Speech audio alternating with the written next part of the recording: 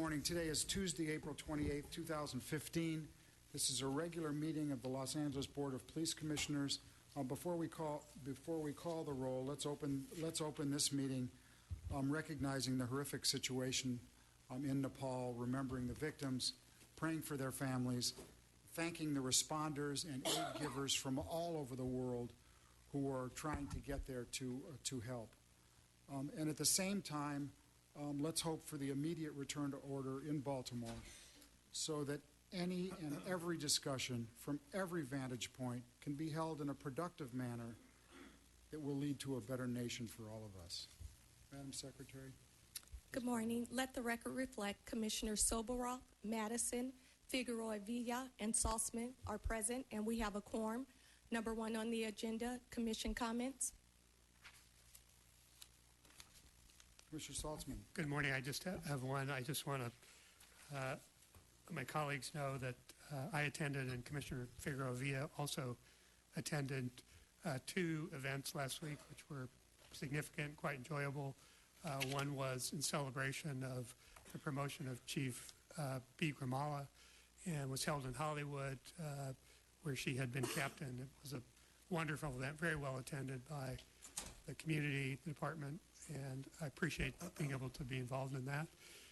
There also, and others I believe were there, including Commissioner Figueroa Villa, is the event honoring the retirement of Chief Sandy Jo MacArthur out front here. A lovely, fun, informal event, and I was pleased to be involved in that as well. Thank you. Thank you, Commissioner.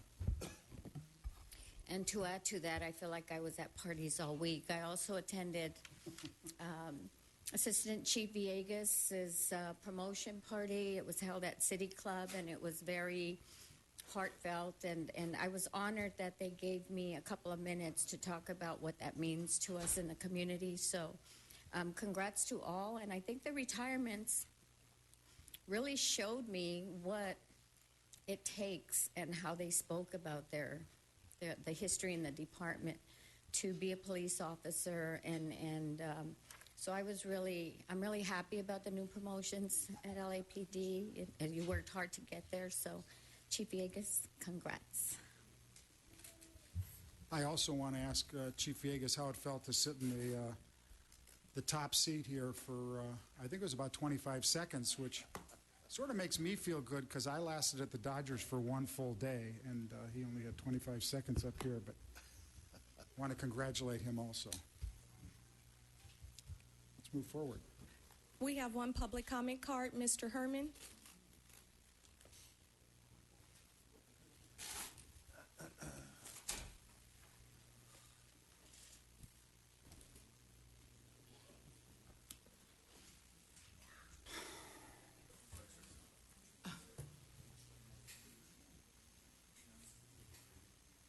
I'm going to ask today, when we have multiple cards, that we ask the people to line up so we don't have the shenanigans of delaying. Test. Great. Mic works fine.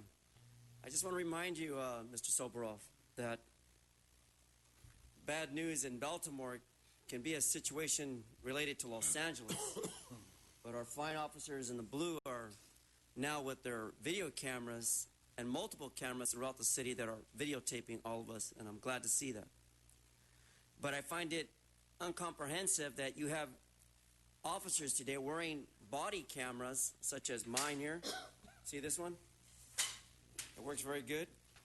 Test. Yes, works very good. And I'm reminding you that censorship to evidence on camera should be open to the public. That we have every right to view what is going on in our communities. The quality of life cannot be hindered by your bad suggestions of, we'll let the courts decide. Should we wait that long, any of you? No, we should not. So again, we catch you in the act of not representing the public's interests. I hold you contemptuous to your action if you don't allow the public to know what's going on in these video cameras. We killed Africa. We killed other minorities. We let out a gentleman from jail after 17 years. And next, I'm probably going to become the next casualty of the bad reaction of Charlie Beck not securing my safety in the city of Los Angeles because I am so elegantly speaking.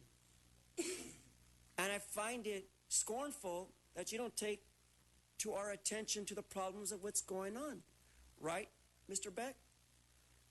So please, hold the integrity of the law for us all as integrity in all we say and do. I give you back 1 second, Mr. Speaker. Number 2 on the agenda, the report of the Chief of Police. Morning, Chief. Chief Beck. Good morning, Commissioners. A couple of items I want to discuss before I get into my normal discussion about crime statistics.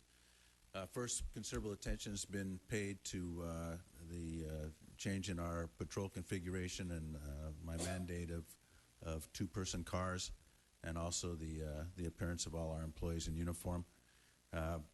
Some of this was attributed to the blue threat that was put out by Baltimore, but I would remind the public and the commission that this weekend ISIL initiated a call for those followers that it has embedded in the across the world to attack those in uniform, including law enforcement and police officers. You add that to the incidents in Boston and my desire to be able to respond to anything that would occur similarly in Los Angeles, and this is the configuration that we'll keep for the duration. Although I evaluate it every day, and we make a decision based on that evaluation as to whether or not it will change. This morning I attended the Linked conference at Universal Studios. It is the Leadership in Counterterrorism Conference. It's the 5th annual such event. It's a combination of counterterrorism folks from not only the United States, but from Australia, New Zealand, the United Kingdom, and from Canada. There were about 300 participants there.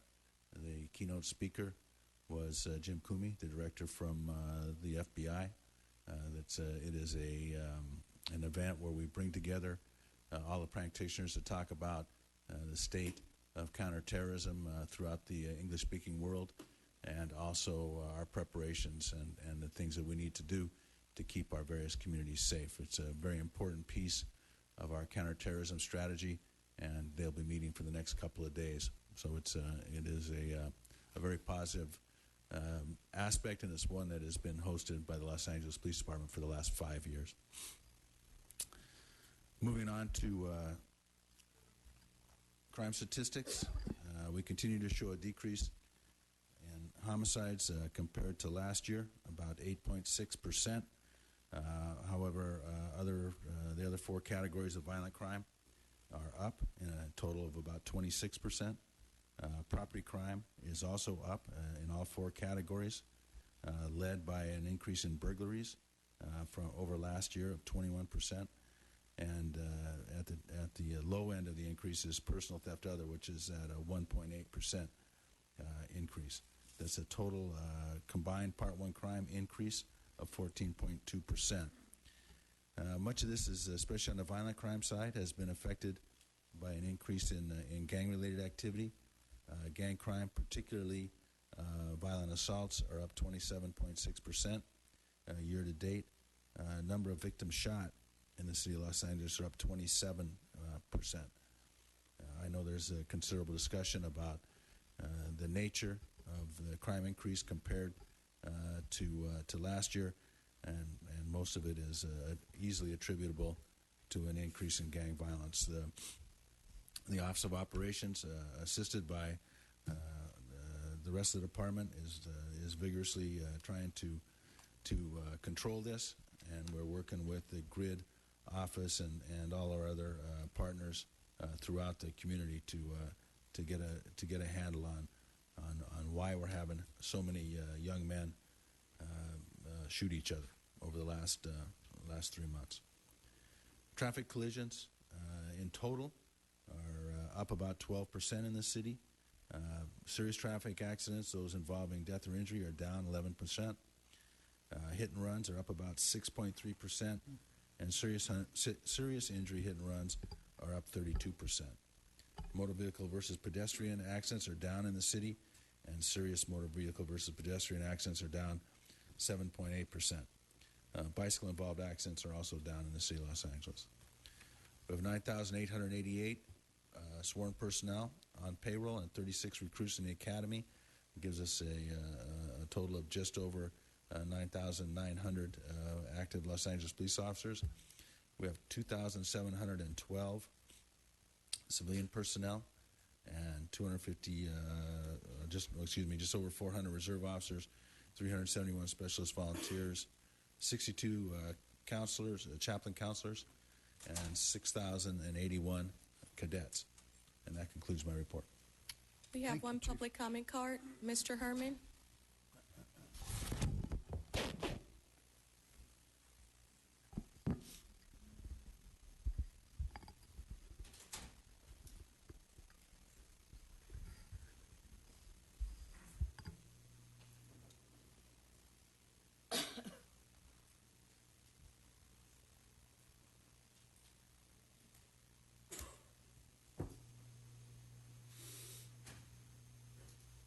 I've become very scornful at the fact that we're not safe in Los Angeles.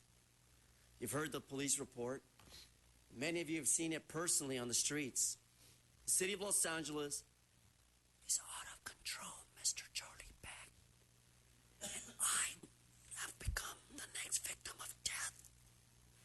We cannot secure our families, our homes, if you do not protect us, Mr. Beck. So I, the father of death, have come to speak on behalf of Mr. Herman and the public for public interest as I voice out to you on my public comment card, The Voice, advocating that our safety is jeopardized if you don't continue to provide us the quality,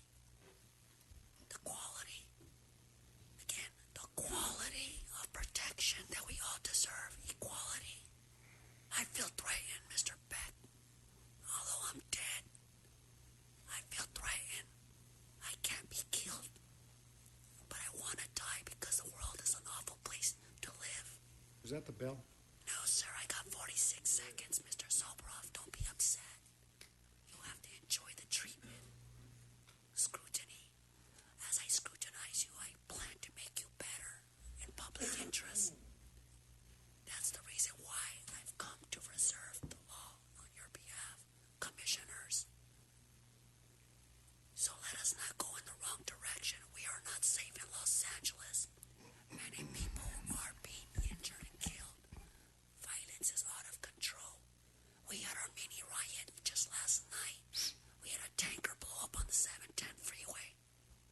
What really is happening in the city of Los Angeles and the county of Los Angeles? I find it apprehensible. It's the longest 2 minutes. Next. Item number 3 on the agenda is the report of the Executive Director, Mr. Tiefenk. Mr. President, members of the Commission, just one very brief item, a reminder to the community of the Commission's next community event, which will be on Thursday, May 28th, 2015, at the Shepherd of the Hills Church, 19700 Rinaldi in Porter Ranch. And that concludes my report. We have no public comment cards. Item number 4 on the agenda, the report of the Inspector General, Mr. Bustamante. Thank you, Commissioners. I have nothing today. We have one public comment card, Mr. Herman.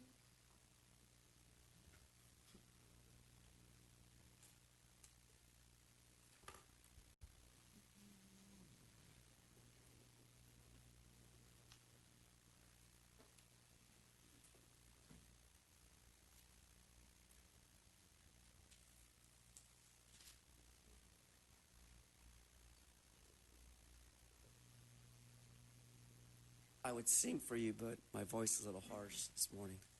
I just want to say that, Mr. Bustamante, I'm sure you're protecting us as an Inspector General, correct? That you're following through with every investigation that was not possibly recorded or videoed? Because that's the subject we're all here for. We want no censorship to any cameras. We deserve to see and know what's happening in our communities and reserve that right under the Brown Act, not to be censored or have our civil rights violated by anyone in particular here not to address the real issues, and that is our safety.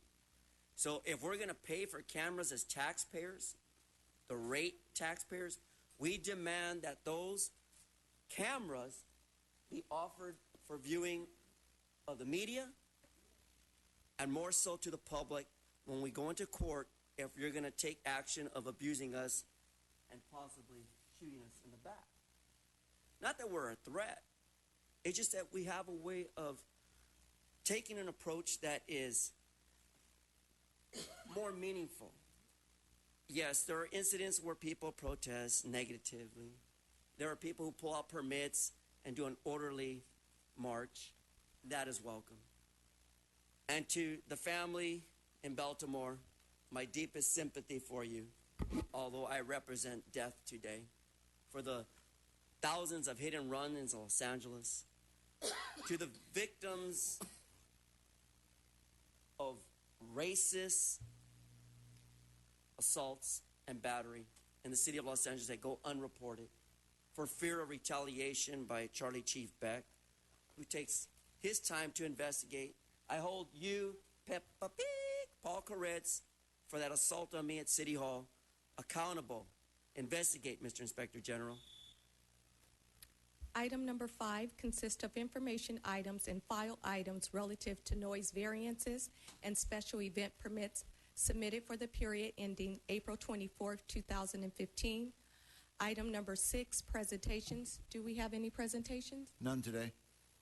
Item number 7 is consent agenda items. These items are considered to be routine and non-controversial, upon which time the board is provided with adequate information for approval without inquiry or discussion. Would a commissioner wish to pull an item as special for discussion from items 7A through 7E?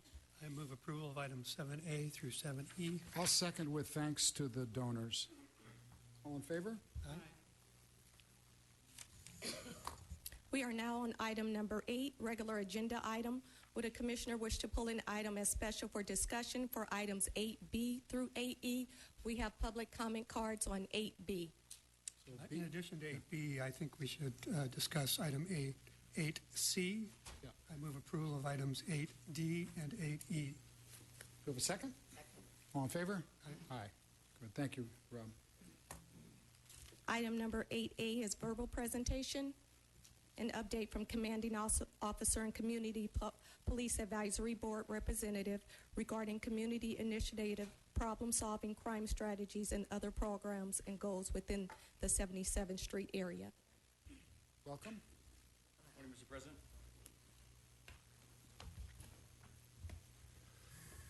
Good morning, Commissioners. My name is Corey Palka. I'm the Area Commanding Officer at 77th Street. With me this morning is my CPAB partner, Gwendolyn Wood. Brief presentation on the status of our CPAB relationship. I brought one photo today, and the photo behind you or in front of your panels is very descriptive of the partnership, the relationship, trust, peace that we strive to achieve in 77th Street in South Los Angeles. This photo was last week when we conducted a roll call in the streets at Slauson, Vermont. And Gwen, my partner here, was in attendance, and you can see the relationship she shares that the CPAB board shares. The CPAB board is very diverse at 77th Street. And this photo was taken on the heels of a coffee with the cops that we had 2 hours earlier that Gwen and CPAB members had attended. It's just illustrative of the partnership I share with her. This weekend, Gwen and I spent the weekend together. We did 2 peace marches. One of the goals of the CPAB board was to get out in the community and strive for peace with the officers. And at Harvard Park, Gwen was there. We had a Florence and Normandy 23rd anniversary of the unrest. Gwen and her team were there as well. Can you talk about what Coffee with the Cop is? I know that they're doing them at Starbucks and some of the McDonald's. Tell me exactly what it is. Coffee with the Cops is an opportunity for the community and the police officers to share a cup of coffee and have dialogue about issues in our community. It's an opportunity for to have real discussion on issues that are positive and tell us when we're doing good, and it's an opportunity for the people to say where we're missing the mark and for us to follow up on that information. But most importantly, it's about building relationships, it's about building trust, and it's so important for the public to see us sharing a cup of coffee and doing the normal things that we all do in life in lieu of responding to police incidents. So we've had tremendous success with it, and under my direction, we will continue to do it in 77th Street. So I want to introduce you to Gwen, have Gwen make a few comments and say hello. Good morning, Commissioners. Welcome. Thanks for your time. Today, I can report that we have met our goals for last year on outreach because we're getting new members monthly. We're losing members due to, age and everything, which, thank God they were able to stay with us as long as they could. But we're actually getting new members, which has been a goal of ours for a while. And so they're younger. So right now we have roughly about 33 new members, and we have 3 that's in the process of becoming members. So, and they're young, and that's a plus for us, is that they're younger people instead of being over 50. We have some that are now under 50, which is a big plus in the community because we need that influence. We also Notice you're looking at the commission. I'm over 50 as well, Gwen. No, I am too. But, in the community-wise, you do need that outreach. And so we actually have one person a couple of people that's in their 20s, and to me that's a plus because we need that influence. We need that comment. We need them to tell us, well, no, this isn't the way we're thinking, because older people think one way and the younger people think another. And that's a plus for our new captain here who's never been in our area working. So this is his first time in South LA. And so now he gets that diverse group of ideas and comments, and, he's not just seeing one idea. He's not seeing just the views of the older people. He gets that chance of seeing the views, hearing those views of everyone. And that's what the Coffee with Cops is doing for us. Because when they go out there, people are saying, well, why are they out here? They're looking, and as they're coming in, like this last one, it was busy because everybody was coming in for breakfast. And so, they were saying, well, why are they out there? And we could tell them, go out there and introduce yourself, have a comment. If you like to tell them about something, this is your chance to do it. And it was really great. Even in front of Kmart's, there were actually people driving by and saying, thank you. So to me, that's a plus in the fact that they're out there and they're being seen. And with this particular picture was just before the roll call started, and people were just driving by. Oh, my God, oh, my God. But then when we were telling them what was going on, they're like, oh, okay. But the thing is, we're trying to make sure, our board is really trying to make sure that the captain will be educated not just on the good part, but on what we think is bad, what we think is having a negative influence on the community. We want him to, see the challenge of it. We did kind of hit him really hard, and everybody in the country is hitting everybody hard about Ferguson. And so he had that view of what the community at large thought. Because that particular meeting, we had a large open meeting, because all our meetings, just so you know, are very open.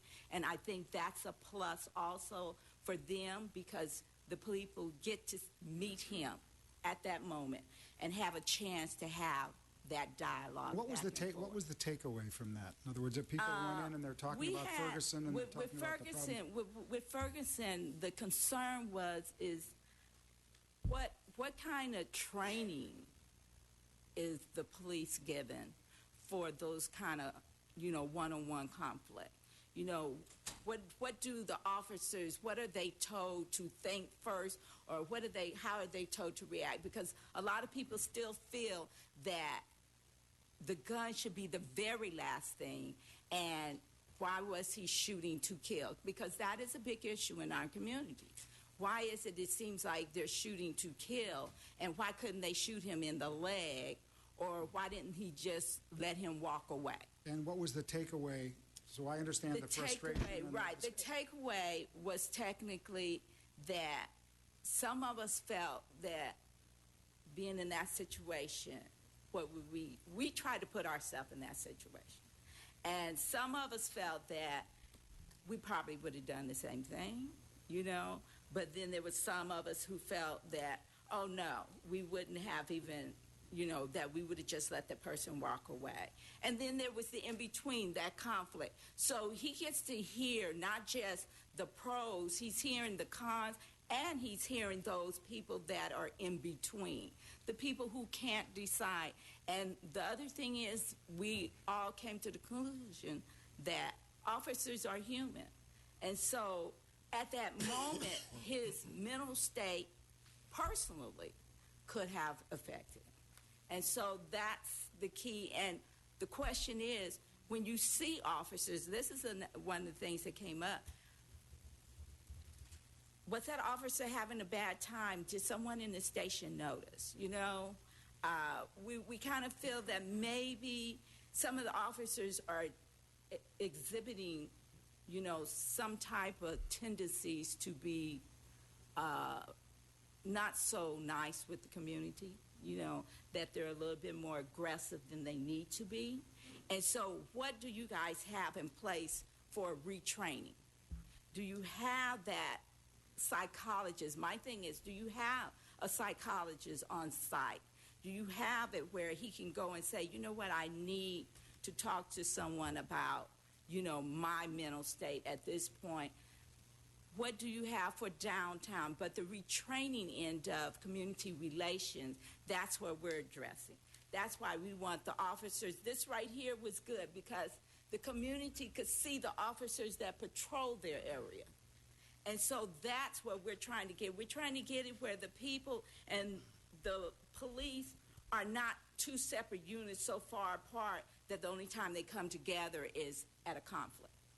We want them to understand that we're human, they're human, and we need to work together. But we also would like to know that you guys are doing your best to be able to identify officers that may have problems and work with them. And as the Captain 77th Street, we will continue to have this dialogue. We'll continue to share the relationship that Gwen and I share, and we have another slew of weekend events calendared, and we look forward to continued partnership and growth, and we're glad to be here this morning. In fact, this Saturday, he will be at my neighborhood council's breakfast at 9:30, and then we have a 3 o'clock march for against sex trafficking.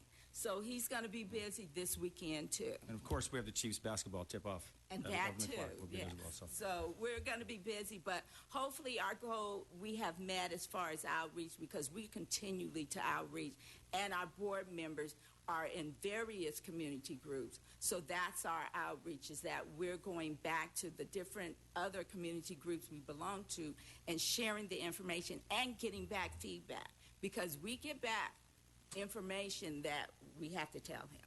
And the incident, even now with Baltimore, it has people concerned, and we just want to, make sure that you're safe and we're safe.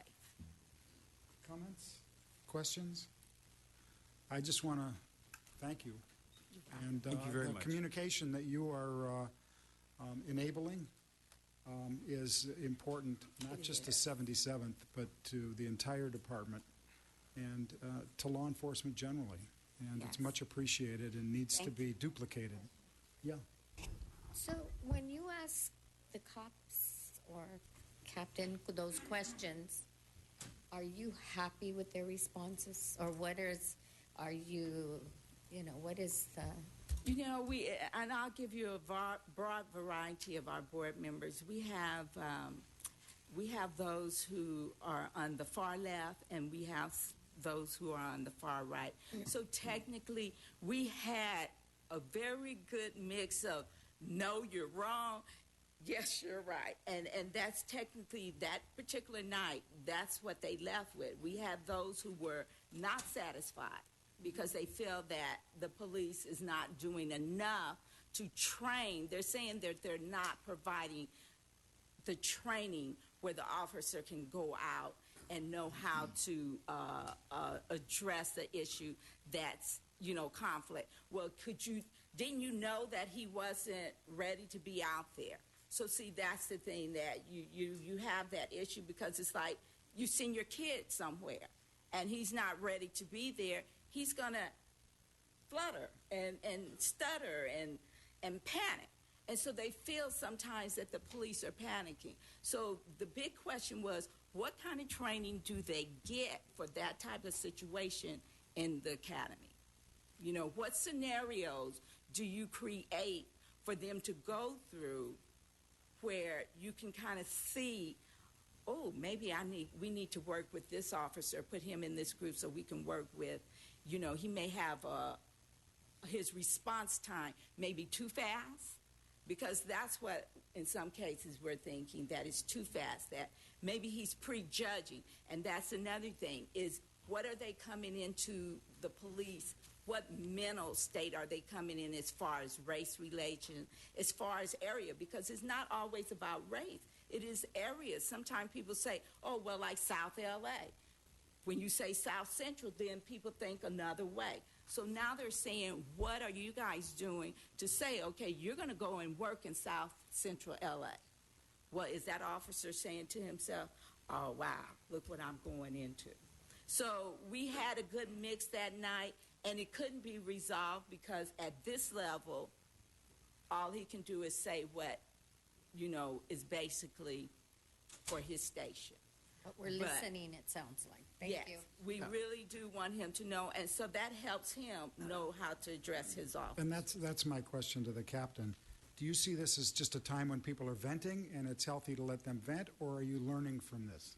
Well, both. I mean, we do learn. Sometimes the conflict is necessary, and the conflict is healthy to hear what people in our community have to say and to introduce them to some of the training components. We have orientation for all new employees at 77th Street, where we bring the training coordinator in. We're going to introduce some of the techniques regarding officer-involved shootings in a simulator to our CPAP Yes. board in the future. So it's very healthy on all aspects. So I encourage it. It's good to have that discussion. And you know, she's a great partner, and we work through it. And I think that's where we'll get some progress and results because of the difficult conversations. Great. And it's good for everyone, actually, for us and for the police officers. And that particular day, it was very good because people were actually coming by and, you know, saying thank you and waving. So that was a plus. In this particular area, well, that was Slauson and Vermont for that week was the high crime statistic area. Thank you so much for your time. Thank you very much. Thank you, Captain. We have two public comment cards, Mr. Tud Hayes and Mr. Herman.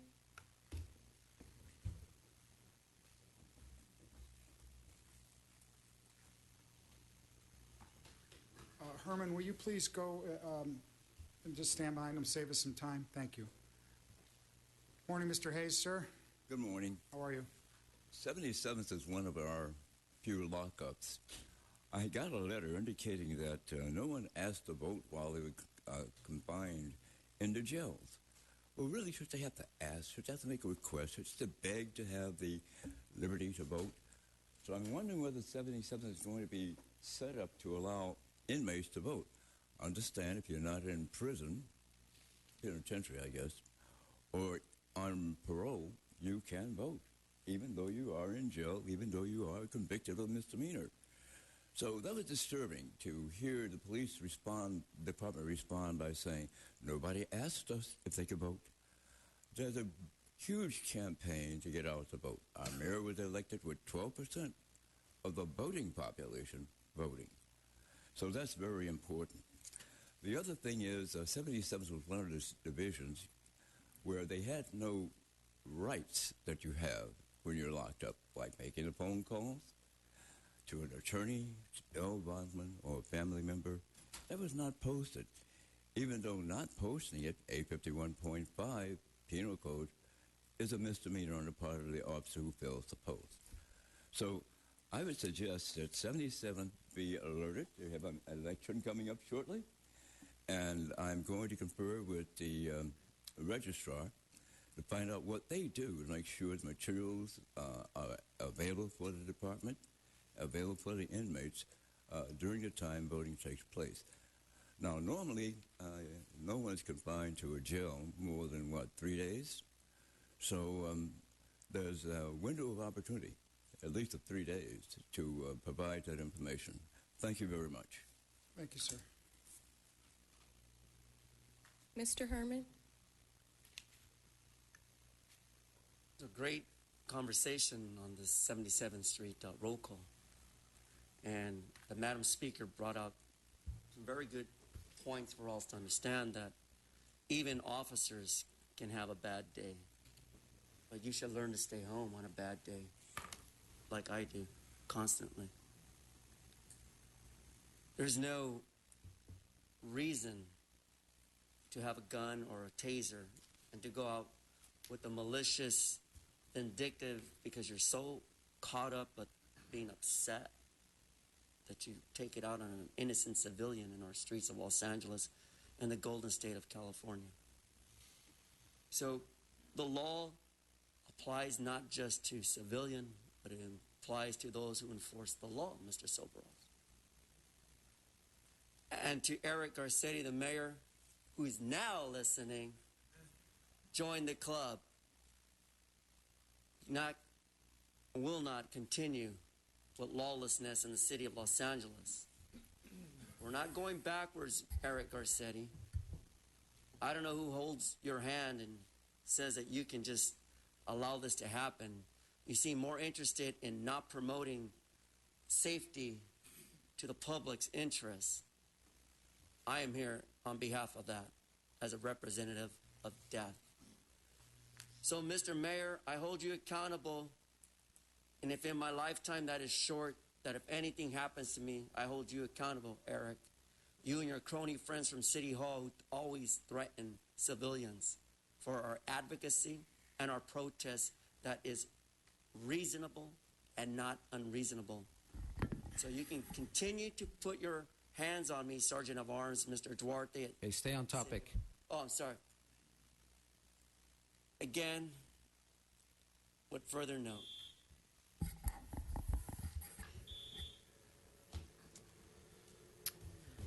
We are now on item 8B, Department's Report dated April 23, 2015, relative to the responsibilities and procedures for the use and deployment of body-worn video for department personnel.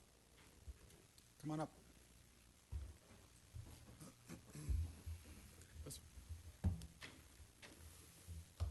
So do you want to identify yourselves before we get started? Certainly. Good morning, Commissioners. Arif Ali Khan, the Director of the Office of Constitutional Policing and Policy. I'm George Villegas, Director of Office of Operations. Maggie Goodrich, Chief Information Officer. Dan Gomez, Information Technology Bureau. Great. I'd like to begin by having our Inspector General, Alex Bustamante, provide his perspective on the proposed body-worn video procedures special order. Inspector General. Thank you, Commissioner. You had asked me to be involved in this process when it first got started to give my perspective and the office's perspective on oversight and how to strengthen this policy. And we've had many communications with the community at large, civil rights organizations, the department, and the Police Protective League. So when I read the policy and the one that's proposed to you, there's a couple of things that strike me as being very important, at least from my perspective. And the one that is the most important for me is the officers turning the videos on at the earliest possible point and keeping it on throughout the entire event. I think that's the single biggest item in that draft, the draft policy that's going to impact investigations, impact the reviews of categorical uses of force. I've been actively, as the Commission's aware, been looking at digital in-car video systems for several years. And with the introduction of the body-worn, and we have plans to increase our review of a lot of the provisions within this draft policy to make sure that they are operating the way that the Commission wants it. And we look into some of the areas that are defined in here and need to be applied to make sure that the application is in a principled way and reflects what the Commission wants. If I find any concerns, I'll bring them to the Commission's attention and write a public report immediately outlining these issues so that the Commission can revisit the existing policy. But as I said, the most important feature of this new policy is that requirement that officers initiate, turn on the videos and initiate before they initiate any investigation or enforcement activity. In my position, quite simply, I want the videos on and I want them on at the soonest possible point because that's the only way that I'm going to have an additional piece of information that I can use in evaluating uses of force, evaluating complaints to make sure that I know what the officer's doing and what the community's doing, and be able to give you the benefit of my independent assessment. So although although this policy is negotiated between the league and the department and has a lot of different community members involved in it with different perspective, my single biggest perspective is I need the video so I can have one more tool at my disposal to properly evaluate the department's actions and the community's actions. And I'm in favor of the proposed policy. What kind of arrows are in your quiver or tools in your tool chest if asked by this commission to monitor the policy in its early stages and report back to us? What is the maximum that you can do so we can, on an independent basis? I'm sure the department's going to be doing the same thing, but what can we authorize you to do, and what resources do you have to do that? I can examine every bit of this policy and how it's actually being applied by the department. I can look at every area to see how they're implementing it, and if I think there's a better way to do that, and bring it to your attention.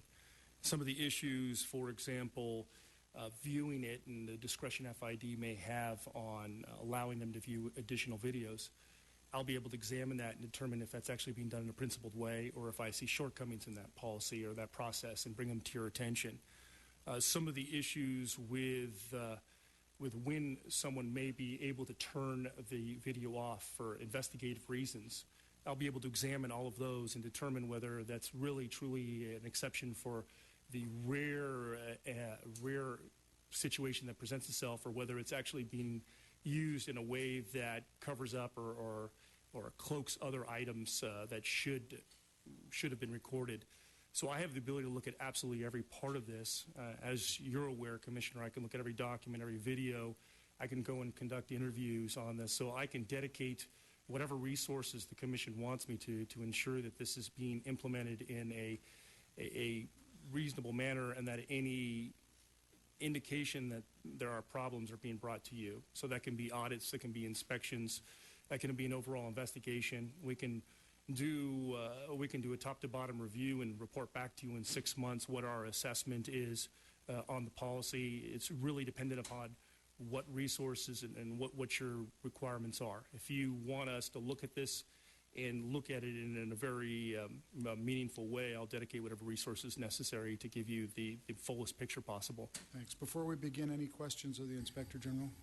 Commissioner Saltzman? Thank you. I was just going to ask about a schedule, and I heard you say a 6-month review, and at least my own view, and I believe Commissioner Kim shares that view, that at a minimum we should hear back from you at the end of 6 months with as much evaluation of the implementation of the policy as possible. And if I can clarify just the 6 months, we'll be looking at the item constantly. And we'll be looking at them in individual cases. We'll be looking at them as a process. And so I anticipate that I'll be having conversations with the commissioners as this is being rolled out from a policy into the implementation phase. And then on top of that, we'll have a more fulsome report with all the things we were able to determine. I believe every 6 months, a public report that the community will be able to see all of the findings of the Inspector General's office, and that the commission will have, I would hope, the information necessary to evaluate the policy and, if necessary, reevaluate it. So if I understand you correctly, we will hear from you in public with a public report no later than 6 months, and we may well hear from you sooner than that with information that you think we should see sooner than that. That is correct, sir. Thank you. I have a Yes.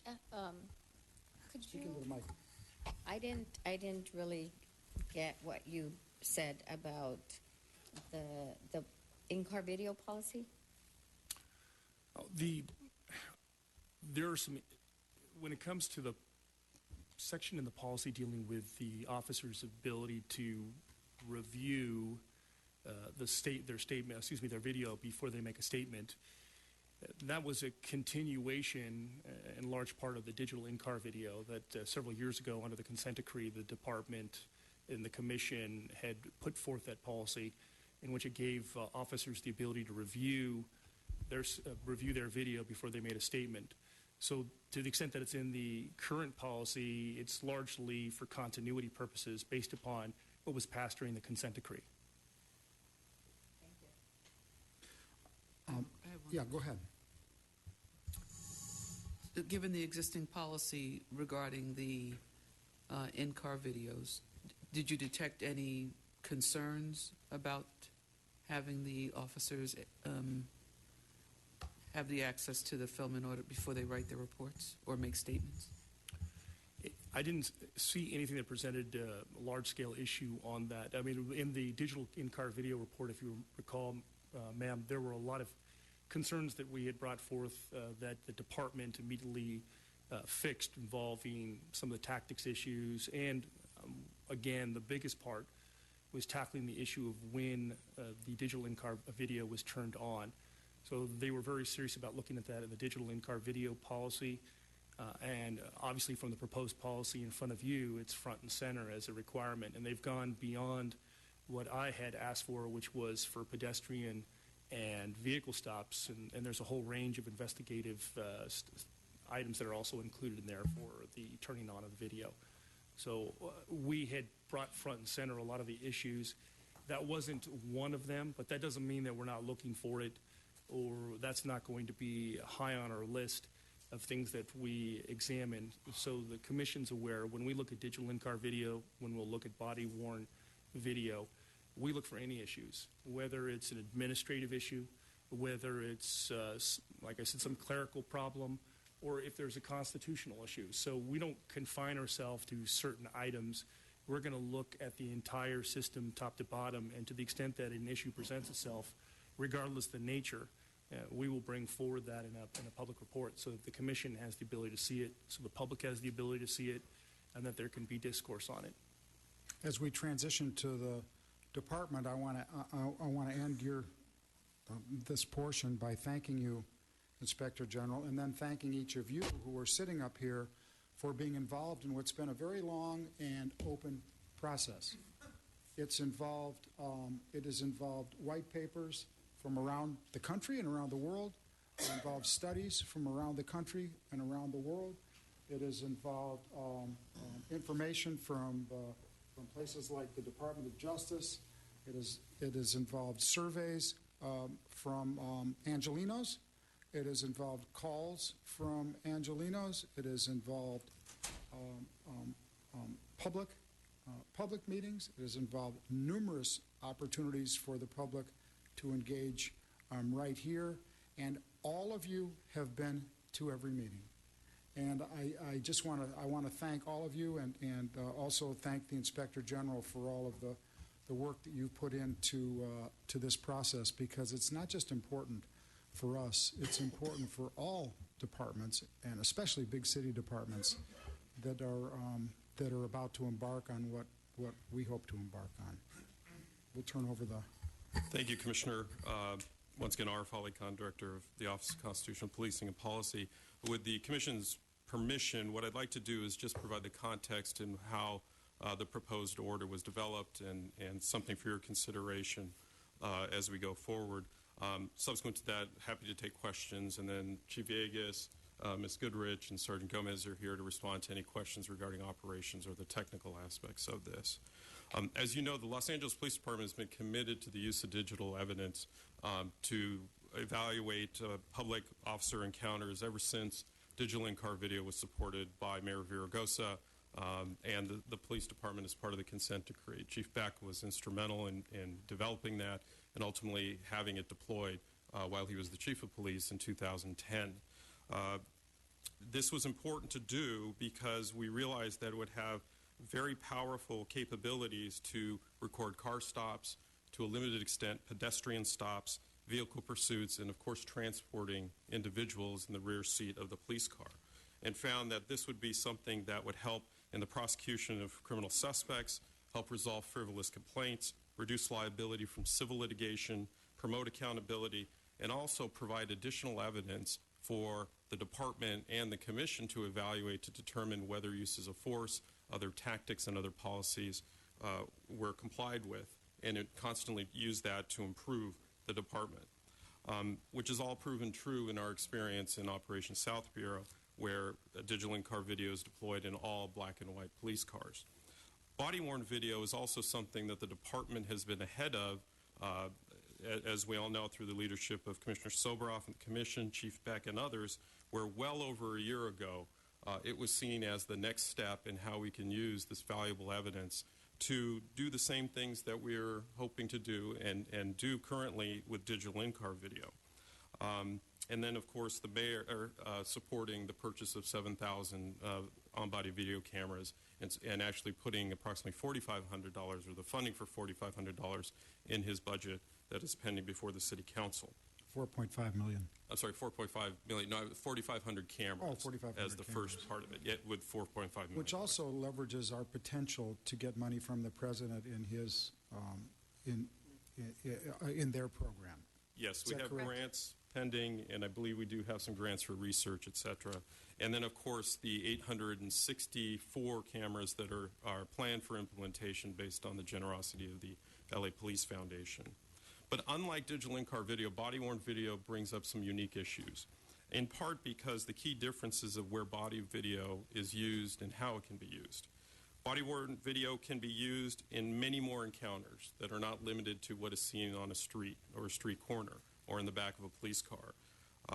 They will be able to be used anytime a police officer has a face-to-face contact with an individual or goes into a location. That could be a home, a business, a restroom, a locker room, a variety of areas where the issues of privacy and civil liberties and the appropriateness of recording that become much more of an issue. It also provides evidence of the officer's perspective of the encounter.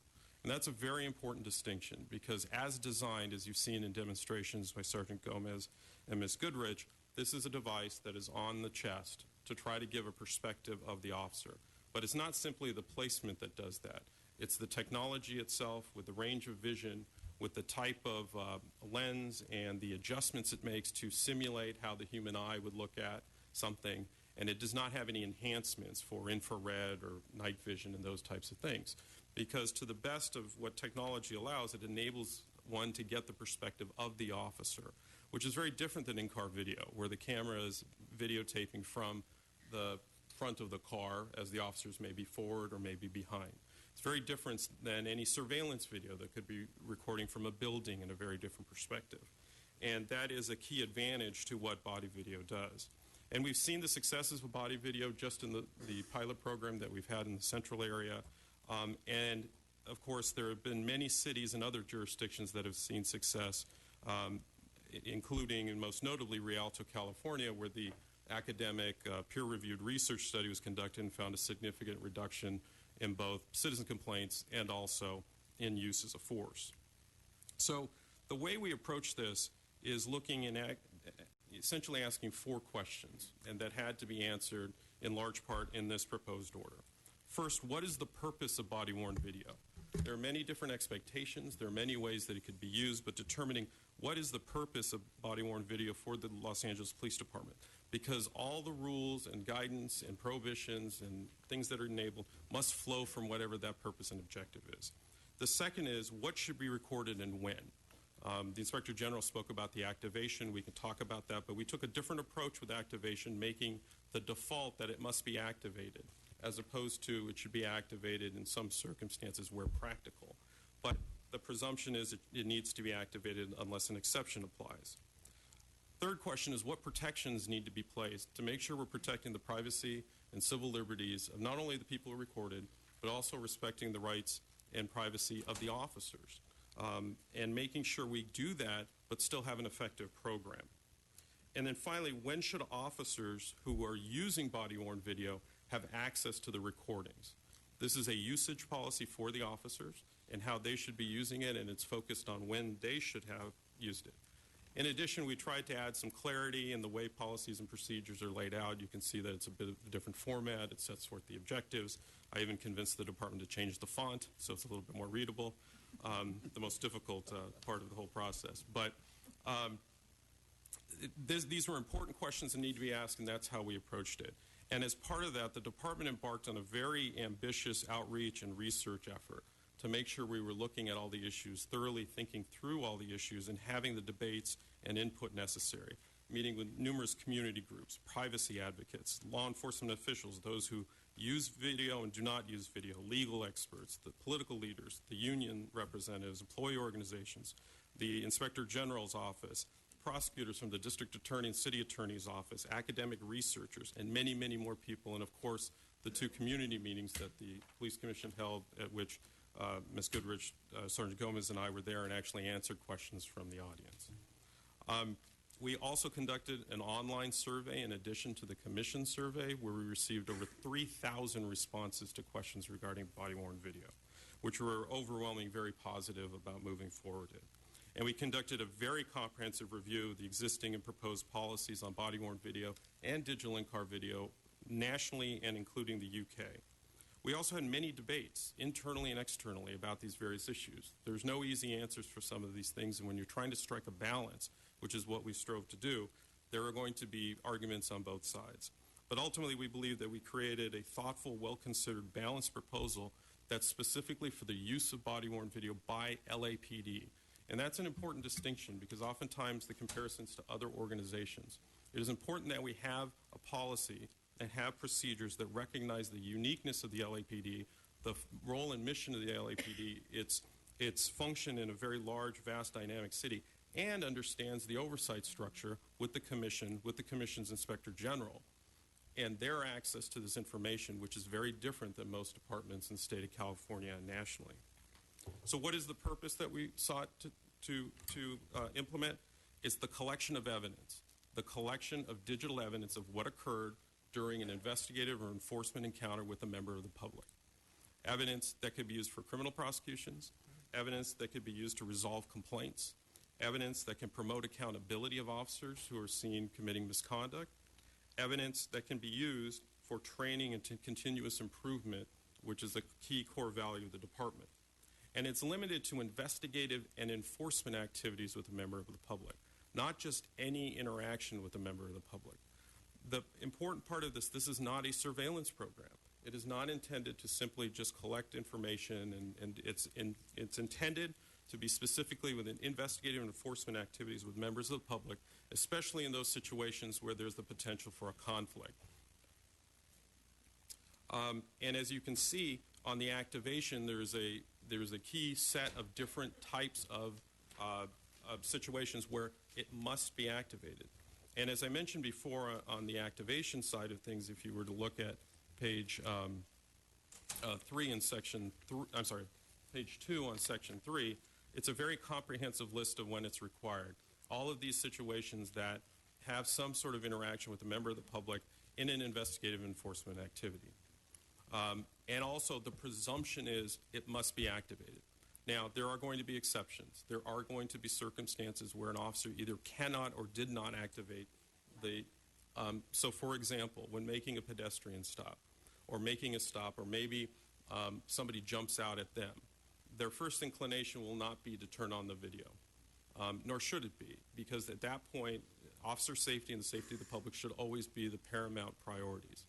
However, it must be, and the requirement is fairly clear, that they must articulate why they were unable to or did not turn on that video. And that is something that the department will be looking at and scrutinizing. I'm sure the Inspector General will be looking at, as is just mentioned, and in those circumstances to see if it's justified. We have to take into consideration the reality of police work, and that there are going to be circumstances where it can't. Now, from a technical perspective, we have certain safeguards, just as we do with digital in-car video, where there's a 2-minute buffer prior to the activation. On the digital on-body video, once it's activated, there's a 30-second buffer. So even if there's a delay in activating it, it will capture 30 seconds prior to that, without the audio, of course. And there are going to be some difficulties with this, because unlike digital in-car video, which is automatically activated after 8 seconds of activating the light bar, which is a necessary component before you stop a car, that's not how. There will have to be some active pressing of the device in order to turn it on. So there will be those circumstances, but the presumption is you must activate unless an exception applies or unless you can articulate why you were prevented from doing so. And that is a shift, and it may be subtle from the way digital in-car video is, but I think it's an important change to make sure we are recording the duration of these events, as the IG indicated, was a concern. The other objectives that you see, the objectives are also laid out in the front, as you can see, about the criminal prosecutions promoting accountability, so I won't get into that. But in terms of what protections did we put in place, I think it's important that we did evaluate that there are going to be circumstances, given that officers will be going into very intimate, private places, whether it's a person's home or other situations and sensitive circumstances, that there should be some discretion for the officer not to record, especially if it's a witness who refuses to provide information if they are recorded. Now, we do indicate if it's a confrontational situation that the officers must keep recording because we want to make sure that's covered, but taking in account those types of sensitive circumstances that they will inevitably encounter. We encourage that people are advised that they're being recorded, but we do not require consent. We also have strict protections against unauthorized disclosure because of the sensitive evidentiary nature of what will be recorded. We encourage that the officers advise, but we don't require. That's correct. Okay. That's correct. And part of that is part of the theory behind on-body video is that if people know that they're being recorded, that it may alter their behavior and reduce the chance of an escalation. However, if you had a consent requirement, logistically it would be very, very difficult. Sure. And having to get the consent of a suspect who you're arresting would not really make much sense. In addition, you have to think about police officers will be chasing after suspects, and there are many people who could be recorded in those circumstances. Obtaining their consent after would be very difficult to do. And then finally, even some minor modifications that we made after consulting with different experts on crowd control and management. The concern that may be that we would be recording First Amendment protected activity that was not directly related to an enforcement activity, and there is a provision that it can only be done in the use of the video when they're taking some sort of enforcement or investigative action during a demonstration or other protected First Amendment activity. So we very carefully considered these concerns. Now, the one issue that has gotten considerable attention has been, should officers have access to the video prior to writing reports or being interviewed after a categorical or other type of use of force? The policy sets forth, and it's fairly well known, that the department and every officer has an obligation to provide complete, accurate, and truthful reports, statements, testimony, and documentation. That is the goal. And part of the reason, and one of the central reasons we have body-worn video, is to provide independent evidence so that we can provide complete, accurate evidence of what occurred during an interaction.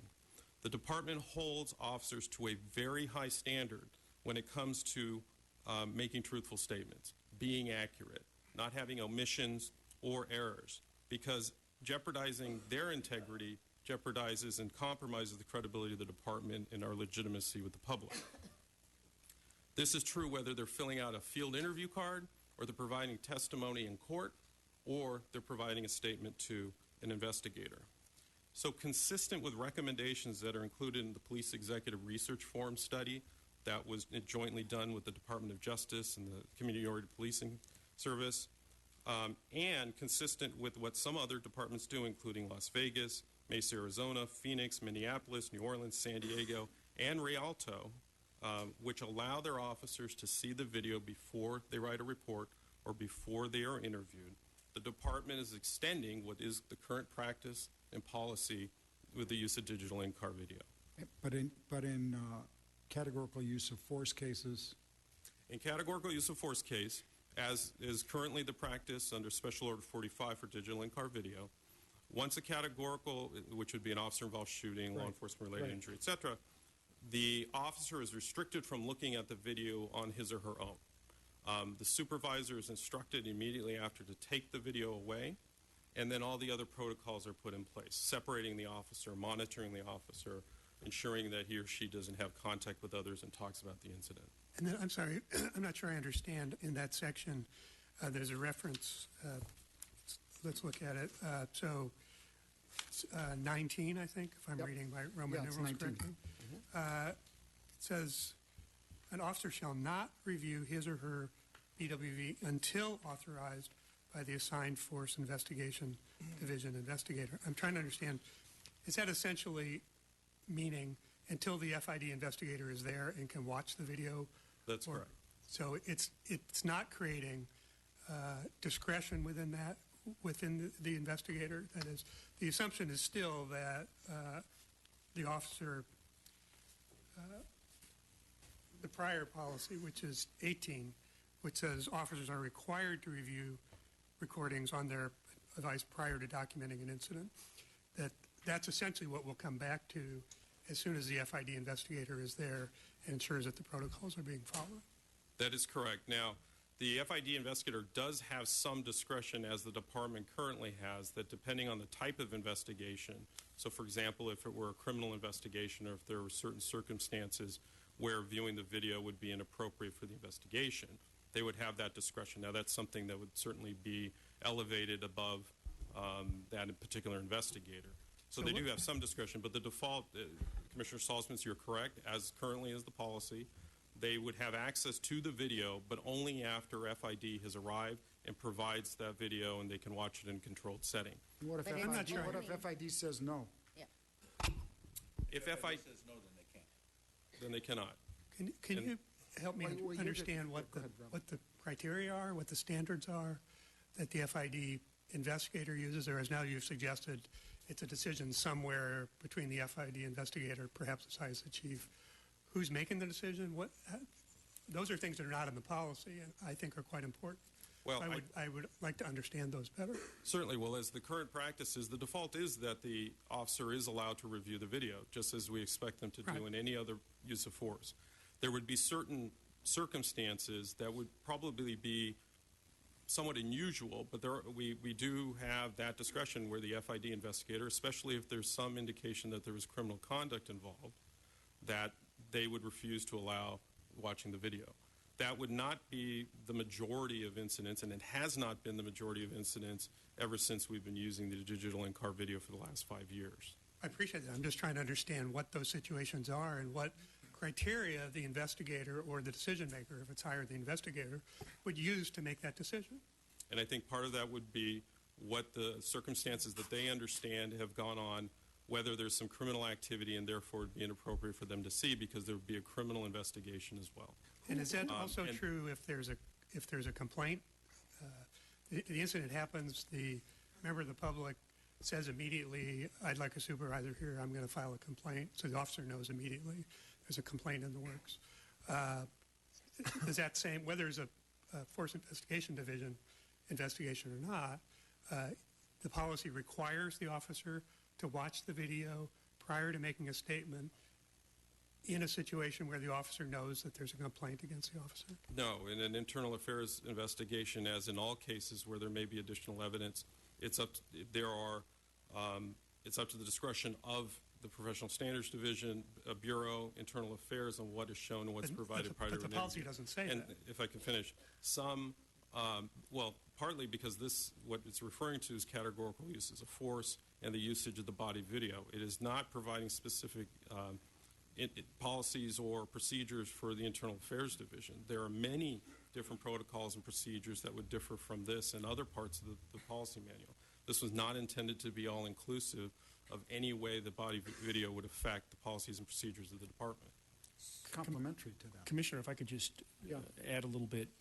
A lot of you're right in questioning how a lot of this is going to be implemented because it's not spelled out in the policy, but I think a good roadmap to it is that some of the things that are anticipated in this policy have already kind of worked through the system with the digital in-car video system. For example, just to clarify, with FID doing an investigation, if they believe that something they've looked at has a criminal component to that, requires further criminal investigation, they have the ability to break up their investigation into what's called a dirty and clean team. Right? Well, one person will be looking at the administrative aspects of the case, and there'll be another one that's preparing things for presentation to the district attorney's office and doing additional investigation to see what they have on there. So a lot of the mechanics and the way things are will actually work out with the on-body camera video system I think you're going to see it's going to mirror a lot of what the existing process is for digital in-car video. And to that point, if there are any issues or discrepancies with that implementation, including the discretion and how they implement these items, and if we think they're not being done in a principled manner, those are one of the things I can promise you that I will bring to your attention immediately, so that you can start engaging the department on what your and what the commission's intent is on some of these items. I appreciate that.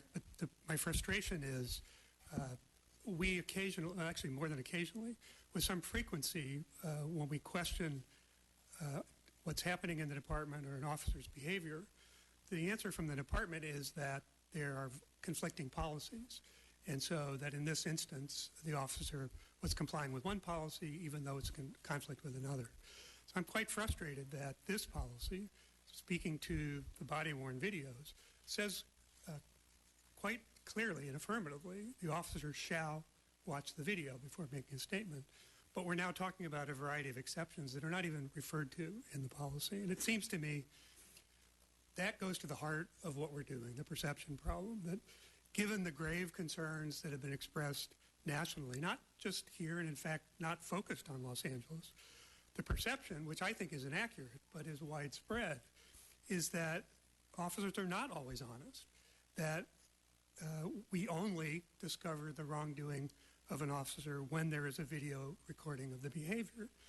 And to me, given that perception, which I think is inaccurate, it would make more sense to bend over backwards to reassure a skeptical public by having the officer give a preliminary statement prior to viewing the video. And since what we're looking for is not only the truth, to the extent we can figure out what that is, but as you've said, what the officer perceived at the time, it seems to me we are more likely to find out what the officer perceived at the time if we ask the officer or have the officer make a statement of what they perceived at the time, and then allow the officer to look at the video.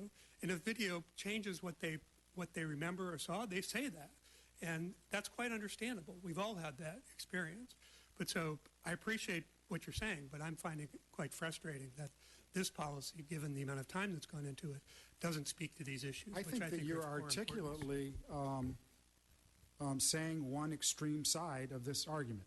Well, Mr. President, I don't think I'm an extreme. I think I'm stating. I'm telling you my opinion, and I believe that as it's certainly something that's been on my mind and is on everybody's mind. It's a very obvious situation. So we've looked at it, at least I have. I believe the department has, and I want to hear from the chief, from best practices, from recommendations from around the country, big cities and small cities, from experiences. I've been to some of these situations, and you've been to a lot more than I have because you've got more experience than I do. But these officers are separated immediately to keep them from making their recollections converge and everything else. And I think that you have a policy here, and maybe in practice it'll be tweaked. But I don't think that this is that this interpretation is a reason to start from scratch. Chief, I'm interested in your thoughts.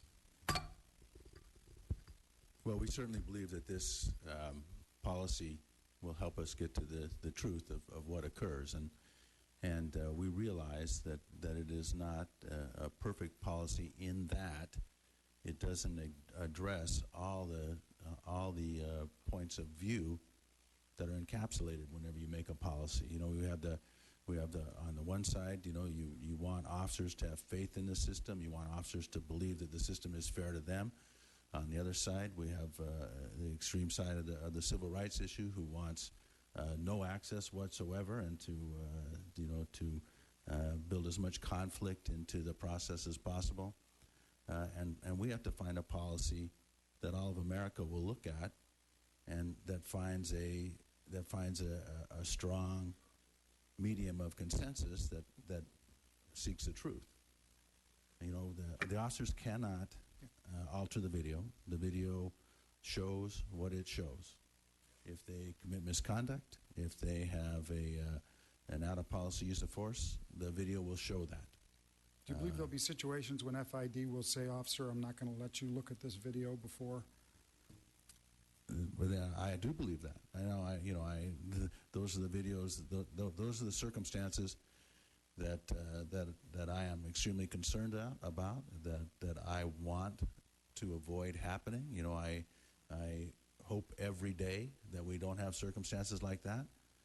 But I'm also a realist. I also know that we may, and I have tremendous faith, and the whole commission spends a lot of time with Commander Lopez and the FID investigators. You rely on their judgment for the reports that are put before you. I rely on their judgment at a use of force scene. Whenever a use of force occurs that has questions to it, Commander Lopez contacts me. He goes through his entire chain of command. The entire department focuses on that, and this policy allows him to do his job. It allows investigators to pursue the truth, and if they need to withhold the showing of the video, they will. But in most cases, and the policy is written that way, in most cases, it benefits the narrative, because just as we do, I notice that Commissioner Salzman is reviewing notes before he speaks and speaking from notes. I'm sure he prepared those earlier. I think that that is an important thing. When officers prepare notes, they review them before they testify. We've been dealing with in-car video for the last 5 years. Officers view in-car video. We haven't seen huge conflicts. Actually, I think it strengthens the likelihood of the truth coming out. For decades, police officers have been carrying audio recording devices. We require that they access them before they write a report, because we want the truth. And the truth comes from many, many aspects, and particularly in a criminal prosecution. Imagine a criminal prosecution where an officer believed to have seen a crime in progress, and the review of the video believes that his perception was inaccurate. Would you have us make that arrest? I would hope not. And I know that as a police officer for 40 years, once in a while you see things and it turns out that they're not as you perceived. So, it's not only about bolstering the officer's perceptions, it's also about providing the narrative for when you see things incorrectly. And then allowing the department, allowing the criminal justice system to work through that. I will also add that I've had lengthy discussions with our district attorney, lengthy discussions with our city attorney. They support this policy in its conceptions, in the tenets of the way it's put forward. These are our partners in the criminal justice system. Our product is tailored for them. Commissioner Saltzman, why don't you take the final word on this, and then let's move through. Go ahead. Well, this is not going to be my final word. I have quite a bit to say. No, I mean on this one Mr. President, specific. but I do want to respond, one thing to the chief and one to you. I think the chief and I are in agreement, much more than we're in disagreement. We're searching for the truth, and it seems to me the better way to get there is to have the officer explain what his or her perception was, and then watch the video or listen to the recording, and if that changes what they saw, that they talk about that, and that's completely logical to me, and I don't see why that's a problem, and I don't see why that doesn't get us toward the truth. Second, Mr. President, I just want to respond to you. You've characterized what I said as extreme, and you've suggested your interpretation of this position, okay. Not you as a person, obviously. All right. Break. And no, I'm sorry. Okay. I didn't realize the difference, because I'm happy to. I mean, I stand by the position I'm taking. Okay. I don't think it's extreme, or if it is extreme, then the policy is extreme on the other end. There are other departments that do this. They're reputable departments. It works in those departments. I don't consider them to be extreme. And beyond that, your suggestion that by talking about where we might disagree with this policy is the equivalent of starting from scratch, I just think is completely incorrect. I'm not in any way suggesting we start from scratch. I'm suggesting we talk about the benefits and the disadvantages of the policy that's proposed. And I assume that's the purpose of our public hearing today. Yeah, I agree. So please don't suggest that No, I'm trying I to be- apologize for Okay, that. Thank you. Okay. I have a question. Yeah, sure. When FID would step into the process and evaluate whether the officer involved should screen the video in advance, I'm curious, in terms of the present practice, when an officer involved shooting happens, the Inspector General's team sometimes shows up or always shows up. If there's a categorical, we always show up. Okay. And is there the kind of practice that involves both the Inspector General's staff and FID being in proximity to each other, having a conversation about what occurred? How does that work? And I'll tell you why I'm asking. At that moment in the field, there are going to be certain criteria, right, that will determine whether this is a categorical or a non-categorical, for example. And there are many more areas, but I'm sticking with the ones that could be categorical use of force. What I'm curious about is at that moment, a member of FID, is it a member of FID who will make the determination in the field? And if that determination is made that it is one thing, and then it gets to the level of the chief or some other, maybe this body, and it's determined that it's something else, would the prior viewing of the tape by the officer involved affect negatively the investigation, prosecution, et cetera, et cetera? Well, just in terms of process, then the Inspector General certainly can chime in. Typically, when it's categorical use of force, there are a number of notifications, including the Inspector General, Command Staff, FID, the District Attorney's Office, et cetera. Many of those folks respond, and they start investigating and see what occurred. At that time, the officer has already been separated, typically is kept at the station or someplace and is monitored to make sure there's no interaction, et cetera. That tends to be several hours before they're actually interviewed, and during that time, FID is looking into it, consulting with the Inspector General, and evaluating what the circumstances are. So typically that kind of discussion would happen there, and one of the reasons why we do ask the IG to be there to oversee and help assist with the decisions that are being made. Typically, in a case where they would not allow somebody to view the video, that would be something that would be run up the chain of command. Okay. Now, in terms of what you said, if it would affect negatively in a criminal prosecution or some other way, one thing that's important to remember is that these are compelled statements by the officers. As compelled statements as part of an administrative investigation, those statements are not admissible in the criminal prosecution. They are kept separate from that because the law allows the department, in an effort to find out exactly what happened, to compel an officer to provide those details so we can make a determination for employment purposes, not necessarily for a criminal prosecution.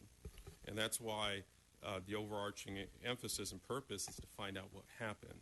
And just to the point that Commissioner Salzman was making and indicating that I had said about the importance of the perception of the officer. Well, yes, it's very important to understand the perception of the officer, but that is different than finding out what the officer recalls was his or her perceptions. Right. Mm-hmm. And there are many ways that we use to make sure, to ensure that we somehow enable an officer to recall what happened. And we do a walkthrough with the officer prior to an interview, and that is a procedure that's existed through the consent decree, to walk through and see and figure out what's going on, and showing them evidence of their perspective on a device that they activated that's designed to provide their view of things is probably the closest thing you could get to an accurate depiction that will hopefully enable them to remember more accurately what occurred, especially after a very stressful, traumatic effect that science has shown has a severe effect on a person's memory. Yeah. I just want to explain the word extreme here, okay, so it isn't taken out of context, okay? There are two ways to go on this. One is officers can see them, or two is officers can't. Both of those are the extreme sides. We have come in this policy you've presented to us one that is a hybrid.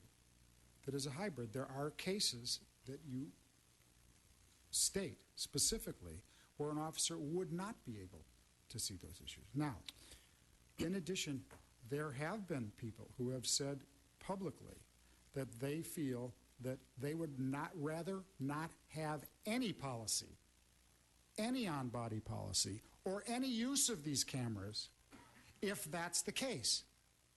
And that's what I was referring to. I think one thing that's important to remember, though, that as much as we trust our FID investigators and as much work as they've done and expertise that they have, that the FID investigators don't make the decision by themselves to make that determination not to view, not to allow the officer to view the video. That, in fact, is done in cooperation and in discussion with staff officers that are there from the Office of Operations and with Commander Lopez, who's there, and then with conversations with the Chief of Police. So it's not something that's done without consultation. I appreciate that. And are there criteria that those folks use in the decision-making? Are there standards they can refer to, something that the Inspector General could actually look at and tell us whether they're being followed or not? I think that every circumstance is different, and it depends upon what the scenario is and how it would impact the investigation, and that's best done by having a consultation with the Inspector General on scene, having a consultation with the commander who's in charge of categorical use of force investigations, and with the commanding officer of Professional Standards Bureau and the staff officers that are at scene, so that we can make an overall best judgment and decision of what we should do that's in the best interest of the community as well as the officers. Can I just ask Alex, please? Yes, if I can clarify a little bit about our role, also the way I read the draft policy and what I intend to do to audit and look at it. So if there's a categorical use of force that occurs, there's alerts that go to everyone, including my team. I have an investigator that's on call 24/7. So no matter where when it happens or where it occurs, my investigator will go out and monitor the investigation to see if there's any issues that are apparent, to make sure that people are being interviewed from the community, to look for scientific evidence, bullet fragments, whatever's around, to make sure that the quality of the investigation is solid. There's a walkthrough that's done by FID to help them so they can do their investigation. So it orients them to where they should be looking and where they can find evidence. And we're plugged in from the very beginning of that process all the way through the end. And we'll be overseeing the police department's investigation into every aspect of that. So if we see any shortcomings, we'll immediately tell them this is something we think you need to look into.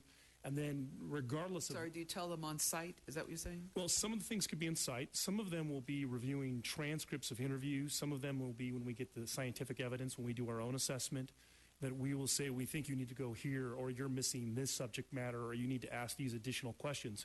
We follow it all the way through.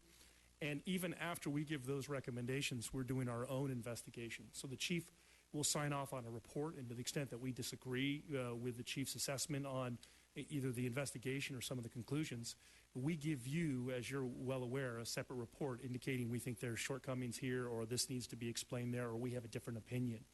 So through that process, we're intimately involved to be looking for all manner of things, including officers' discrepancy with the physical evidence and some of the other items. I want to clear up, though, at least the way, and the department can certainly tell me if I've got this wrong, but the way I read the draft policy is that the officers are always going to get to see their own video. The discretion part is for the other video, somebody else's video, whether it's on the side of a building or whether it's another officer's video. And that is, I think, going to be difficult to unpack because it's going to be case by case, and you want to give the investigator the discretion to use that information in a way that makes sense for them when investigating the matter. It may make sense not to show them any video at all. It may make sense to show them a portion of the video or all of the video. I think as the Inspector General, I understand there needs to be some flexibility, But I also know that that's kind of perilous if it's not at least reviewed by my office, because you want to make sure that things are done in a very structured and disciplined manner. We communicate constantly with FID and the department, and I plan on also auditing these items as well to ensure that if, in fact, other video outside of the officer's individual video is going to be shown to them during an investigation, that there is an investigative need that we can see to this, and it's not just being shown for the sake of being shown. I guess now I'm confused again. If I understood what you just said, tell me if this is correct, that your understanding of Section 19 is that at the end of the day, every officer in every situation will review his or her own body-worn video, period. But the video that FID may say they don't look at is something other than their own video. Well, the way I read it, I'm just going off the sentence in Section 19 that writes, Once authorized. yeah, until authorized by assigned force investigative division investigators, the next sentence, once authorized, the officer shall review his or her BWV recording, comma, and any other relevant BWV footage as deemed necessary and appropriate by the assigned FID supervisor. Does that mean, I'm sorry, so does that mean that it is not accurate that the officer will always view his or her video? The presumption is that they will be able to view their own video. But there would be the discretion, as the Chief and Chief Villegas, that if the circumstances are unique, that they can be prohibited from viewing the video under the circumstances. And we always have to have that sort of option, because not every situation will be the same. Let's hear the presentation. And let me, yeah, Chief. please remember, this is a user's policy. So, if we want, if the FID guidelines that they use for making this decision aren't necessary for this piece. This is for the users. And what it tells the user is, don't watch your video until FID tells you can. And that's the important piece. When you say user, you mean training. Is that correct? No, I mean the officer, the user. Yeah. No, I understand. The training of the officer. Well, this is a user's policy. This is the policy the user has to conform to for this tool.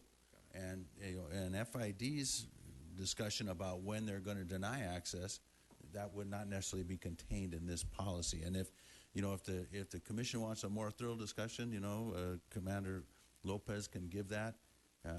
They make hundreds and hundreds of decisions in a use of force investigation, all of which are important and all of which are regarding the evidence. And he can explain, if the commission desires, how they make those decisions. I think we should go through and hear the rest of your presentations and then open it up for commission questions, because I think we all have a bunch.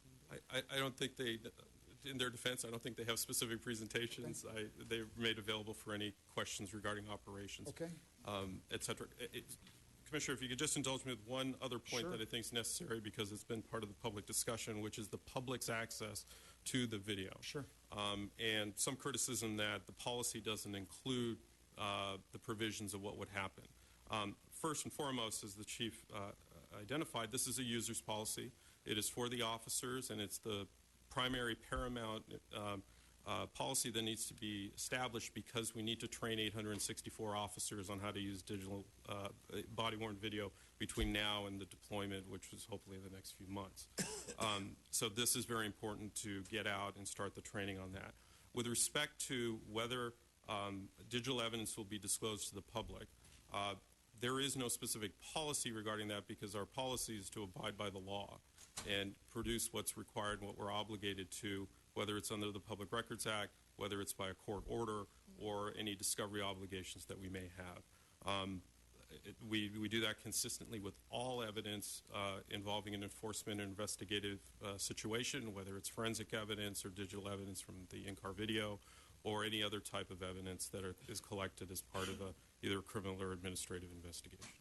If I could ask for some clarification on that. I appreciate your raising it, and I do think it's a significant issue. I understand, if I understand correctly, the department's position has been that these videos will not be released to the public. At least that, I believe, is what's been the position, with some reference to state law. And I guess I would like to understand better why that's the case, given that other entities in California some don't take that position. And I also just call your attention, you referred to the PERF report on the earlier policy, and on this one, the PERF report, page 19, says it's important for the department to communicate its public disclosure policy when the program is deployed as a way to develop public understanding and trust. And so I also come back to the question I asked before. If it's a blanket no, I'd like to understand why. If it's not a blanket no, I'd like to understand, I think it's appropriate in this context, to understand what the standards are, what the criteria are for whoever's going to make the decision about those being released or not. Generally, the department has not disclosed evidentiary, whether investigative enforcement information, whether it's been other digital evidence, other reports, other types of things about crimes or things that were considered investigative records. There is an exemption that is at the discretion of the entity that's the holder of the records in certain categories. Some jurisdictions do waive that exemption and do disclose it for a variety of reasons. I can't speak to that necessarily. Some do so because they have a local ordinance that requires them to do so beyond what the California Public Records Act has said. The chief has been public about how in this particular circumstances there are certain factors that would be reasons not to disclose it as a matter of policy, one of which being that the tremendous cost that would be incurred in having to review, research, redact, anonymize, and produce. And just as a small indication, 1.1 million recordings in South Bureau alone. It would essentially be incredibly burdensome and an incredible amount of money to the taxpayer to do so.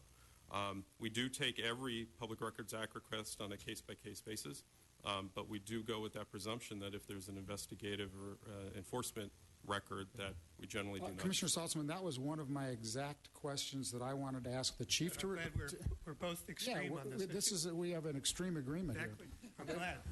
But what I would like to do is I would like to ask the chief to respond to the situation. Absolutely. So on a case-by-case basis, we make the decision. As a general rule, we have not released this kind of evidence to the public prior to the conclusion of investigation. That is not to preclude the fact that we would never do it, but I think that it is important to recognize that letting out one small piece of an investigation, because the video is not the entirety of the investigation, does not necessarily put it in the kind of context that is of great value to the public. Now, that is not to say that I will never do it. I believe that we have seen some instances in the history of Los Angeles where it would have been beneficial, but I think that in the vast majority of cases, to the fact that I've never done it in 5 years with in-car video, I believe that the investigation should be kept as cohesive and as much of a whole as possible. And I should point out, and this is one of the... Remembering that that after the conclusion of the Commission's review, that we are the most transparent entity that I know of. We release, the Inspector General releases a redacted version. Right. And unique to Los Angeles, the LAPD, which is something I mentioned in the beginning, which is important in how we approach these issues, is all of you. The department is under the civilian oversight of the Police Commission and its Inspector General, who have full access to all video, all evidence, all records, and making determinations on the use of force, as well as other things that the Inspector General had mentioned. That accountability is something that doesn't necessarily exist in, well, I'm not aware of it existing anywhere else in the state of California, which makes the structural system very different here at the LAPD than other departments. So if I were wearing a on-body camera and said the word extreme in that, I would not be able to erase that word extreme, even though if it's not the way I meant it. Is that correct? The But I retention would have laws- an opportunity to explain it. That's correct, and under the city Or ordinance, even 2 say years. it might have been too extreme to say, right? Okay, just saying. Okay, let's move on. Questions of the commissioners. Yeah, I have some of the chief also. If you want, I've been talking. I do have some, but I don't want to monopolize the time. So No, go ahead. others do. Well, I guess I want to start first by saying thank you to all of you, to the chief, particularly to you, Steve, the many in the department who've worked on this, and the many stakeholders who've put in hours into this, some of whom are here today. Clearly a lot of hard work, and although it's taken some time, I actually think has been done relatively quickly, given the complexity of the issues and the significant pressure that is focused on this. I do have some questions, some of which I've already raised. I do have one additional one. But before I get back to that, and so it doesn't completely overwhelm that, I just want to point out that I do think the policy is quite good in what I think is the most important area the Inspector General spoke about, which is the activation issues.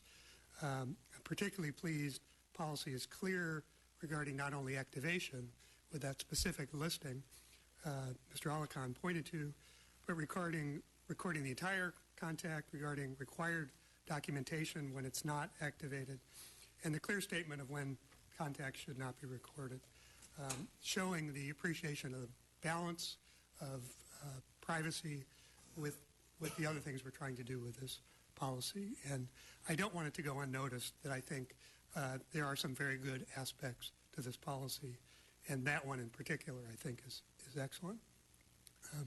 Notwithstanding the strengths of the policy, I have two other issues I'd like to raise other than ones that have been. One is I'm quite frustrated with the final steps of the process we've used to get to this hearing today. Regarding that process, under our President's leadership, the Commission reached out for comments and advice from many sources. We received quite a few comments and in response, and we all appreciate that information. What I'm frustrated about is that today we're presented with a final product for our approval, not a draft for our consideration. I had hoped that my fellow commissioners and I, and of course the public as well, would have the opportunity to review and comment on the proposed policies in draft form prior to the policy being put into final form. But as it is today, since the department and the Police Protective League have reached agreement on the policies through the meet and confer process, the Commission's put in the position of adopting or rejecting the proposed policies. We don't have the real opportunity to make any changes in those policies without causing a potentially significant delay in the rollout of the cameras. I would have found it helpful for the Commission to have held at least one public hearing during which we could hear from the Department, the Inspector General, and other experts, stakeholders, perhaps others in law enforcement, perhaps others performing civilian oversight, perhaps other Inspectors General, about their experiences and their views of the pluses and minuses of the various specific aspects of this proposal. I would like to have heard some differing views on the specifics in the policies being considered before they became final. But that's not where we are today, and I'm frustrated by that. In that context, I want to point out the three areas where I have concerns. Two we've talked about. One has to do with the rule about officers reviewing the material prior to making a statement, both in categorical use of force cases and in cases of complaints. Second, regarding release of the recordings to the public. And for both of those, I think we need to see the standards and criteria that will be used, and I don't think we see those today. And then third, I don't think we've talked about, which is the limitations on the department's use of the recordings. That is a clear statement with standards about how the department will use the recordings given once it has those recordings. And I think the policy begins to speak to that, but does not speak to that effectively, and certainly does not provide us with standards that regulate those uses. In other words, will the department be looking at those only when there's evidence of wrongdoing or where there's a complaint? Will it be done in random audits, or will it be something more informal where someone in the chain of command would be able to simply look at those and try to figure out if there's something worth pursuing. So I'd be interested in hearing comments from the department on that last issue, if you're willing to do that. Certainly. Oh, I'm sorry, Chief. Go ahead on. I always defer to you. But with respect to the access or the review of video, we are currently under the same process that we have for digital in-car video, which is the department conducts periodic audits, inspections, reviews, as well as the Inspector General who presented a report to you. We are considering specific protocols and some additional guidance on that, but we would want to do that in the context of both digital in-car and on-body, and a separate sort of guidelines or procedures for doing that. It didn't necessarily make sense to have different rules in this. And as I've mentioned previously, I think Commissioner Salzman brought up the issue about the revisions to the digital in-car video policy. We're also looking to harmonize and have consistency. Given that we now have digital in-car, that it was recently expanded to Central Area and Central Bureau, and we have all these, it made more sense to have a sort of common understanding of how and when access should be restricted for those purposes. And to add, we are in conversations with the Protective League regarding an inspection process, and this again is a user's policy. Those things will also be worked out, and there are many things that can be added to this on the outside of the user's policy, but we need this policy to move forward. Then the only other thing I would add is that Commissioner Salzman, you helped design this process, and to hear that you're frustrated with the outcome is frustrating for us.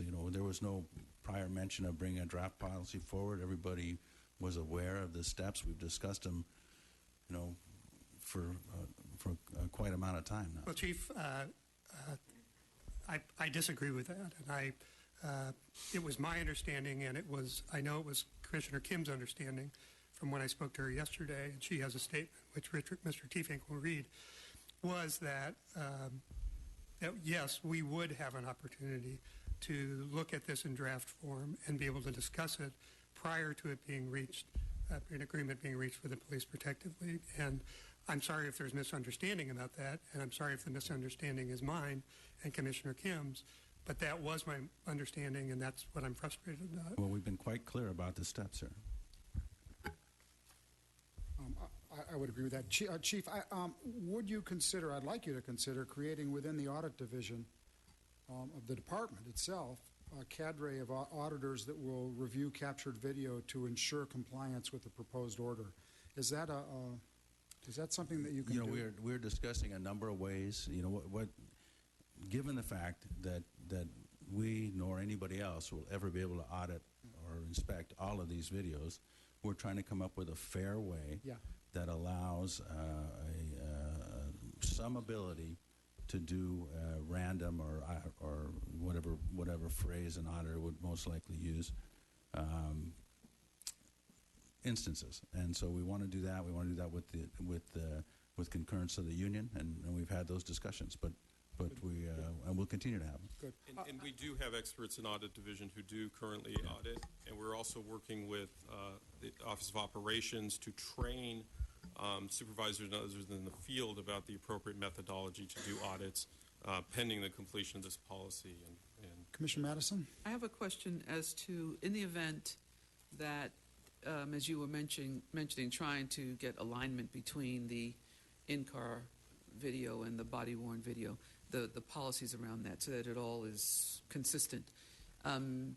Is there a process whereby if there was a determination that the policy needs tightening or enhancing, because we are at the very beginning of this, we can't anticipate everything. Sure. But is there an expectation that if there needs to be enhancements, adjustments, tightening of the policy, that it would come back before the commission? absolutely. Any change to the policy in the proposed order that you're reviewing today would be subject to all the requirements, including meet and confer, et cetera, but also coming back to the commission for approval in a special order. And we do expect changes. I mean, this is probably the most ambitious program in the country in deployment of body-worn video in such a diverse a city and so many places. We don't know all the answers. We are going to learn from our experiences just as we've learned from the in-car video experience. And I would expect and anticipate that we will come back, and we should come back, and we need to constantly evaluate how this policy is being implemented and what should be changed to make sure our objectives are being met. I want to talk about the process for a second because it sounds like there have been 8 innings where everybody agreed, and now the 9th inning, there seems to be some different interpretation, moderate, not extreme. I agree.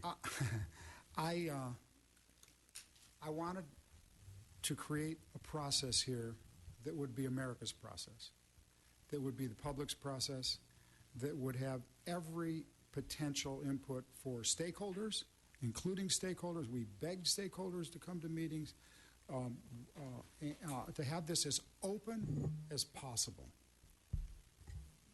I was that had to do with input. That had to do with input. I wanted input to come from all the commissioners. I wanted input to come from all these white papers. I got dozens of them and dozens of them.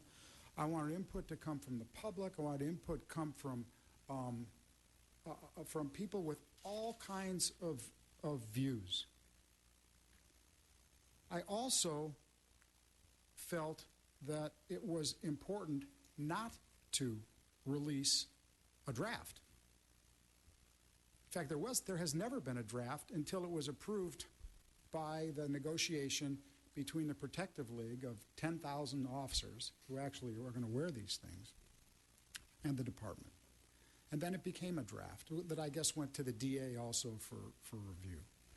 But I felt that why should I be privy to that document before the public is? And if I shouldn't, why should any of the commissioners be privy to that document before the public is? We have been privy to the process. We have been privy to input. We have all been reading about this. We have all been listening to the surveys, to the speakers, to the other cities, etc. So, when the next person comes through and says, well, we're going to design our process, so let's take a look at LA's, will they change the 9th inning to have an extra week or 2 weeks? Maybe they will. Maybe they won't. But that was my intention with the process, to keep it as open as possible, to keep it as to keep the stakeholders as involved as possible, and ultimately, that's all about input. Ultimately, a policy which has to be approved by this commission, before it does, has to be agreed on by 2 parties. That's it. The Police Protective League, which represents 10,000 officers that are going to be involved, and the department. So that's my explanation, defense of the process, and just like the policy, maybe somebody else will have a different process when they go on. And just like this policy, in my hope, this policy is written, to me, in pencil. It is not written, it is not etched in marble. Because we're at the very beginning of making history in law enforcement. And in 6 months or a year from now, we're going to know a lot more than we know now. We are going to have actual LAPD experiences. We are going to have situations where, if it copies what's happened so far in other communities, where use of force incidents have gone down by 40 and 50%, where complaints against officers have dropped by 80%, where claims, where litigations, where all of these issues have dropped by just incredible amounts. Because we have a policy, I say that's the reason to move forward with the policy in pencil, which doesn't mean that every 6 months when you come back to us with criticisms of what we're doing, because we're on the early stages of the technology and everything else. That's why I believe and want to just sort of in retrospect say what my thinking was. I sleep at night all the time, but I got to tell you, 1 day delay in these cameras going on officers, when you're talking about reduction in officer-related complaints by 50%, reduction in uses of force, 80%, reduction in uses of force by 50%, by the kinds of sea change things that are happening in law enforcement, I don't want that on my brain that these cameras are here. They're in some closet somewhere. I don't know where they are, just like I don't know where the drones are, but they are somewhere, and I want to get them out of wherever they are and on these officers absolutely as soon as possible. And if we have to make changes in this policy, then I'm one for doing that. Other questions? Mr. President, I do have the statement that Commissioner Kim asked to be read into the record, and I've conferred with the city attorney, and that is able to be done, and at the appropriate time I'll be happy to do that, but I'll wait for your direction, sir. Well, seems appropriate to me. Anybody feel it's not appropriate time? Now, sir? Okay. Go ahead. Very good. You're going to read the statement of Commissioner Kim, who was unable to be here. That's correct. Okay. That's correct, sir, yes. Okay. These are Commissioner Kathleen Kim's comments.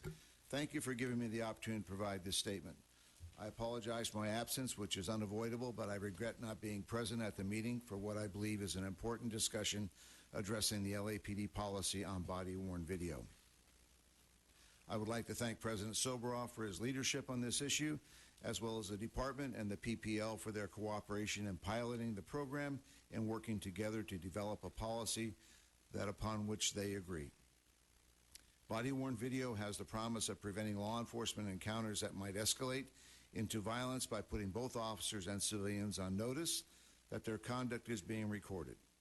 This increases the accountability of both parties and therefore has the potential of encouraging all parties to think before they act in order to resolve issues peacefully.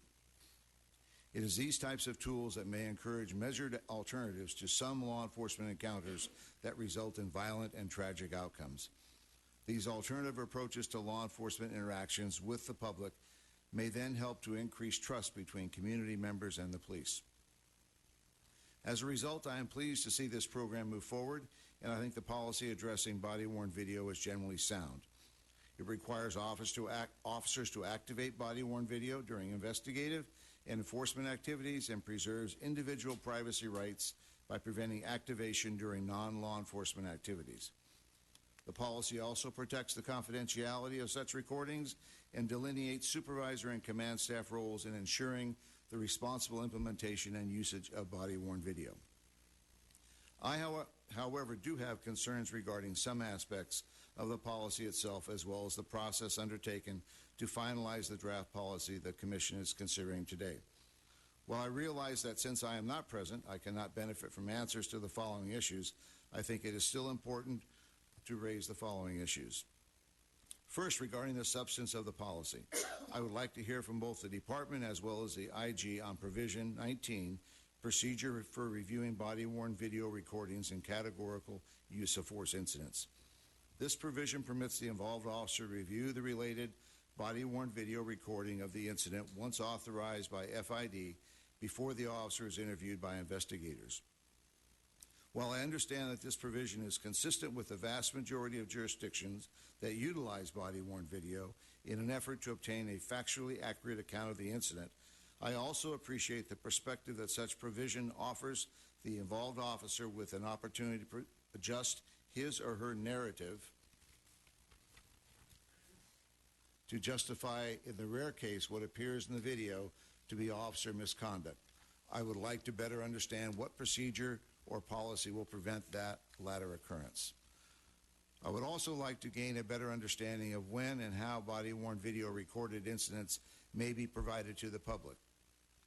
Finally, it would be useful to know how body-worn video recordings will be utilized by the Department and what limitations, if any, are placed on the usage of such video in investigations.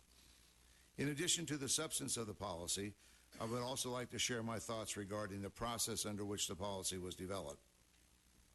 I, like my co-commissioners, as well as the public, assessed this draft policy last Friday. I am aware that and was present at several public community meetings where the department and the commission listened to feedback from community members addressing their thoughts and concerns about body-worn video. I am also aware that the department engaged with additional community stakeholders in the development of this policy. However, I think the commission and the public would have benefited from having more time to consider the draft policy before receiving it in its final form today. Review of a tangible document that has attempted to balance the interests of all parties, the department, rank and file officers, civilians, and civil rights advocates, offers an opportunity for more meaningful and substantive evaluation. Moreover, such evaluation may have been facilitated by testimony from a diverse range of experts at a public hearing. In the end, I understand the need for expediency with body-worn video, and once again, I congratulate the department on its openness to general community concerns and also drafting a policy with the cooperation of the PPL. The city has mandated LAPD's use of body-worn video, and other jurisdictions have followed this trend in light of several recent cases of police violence.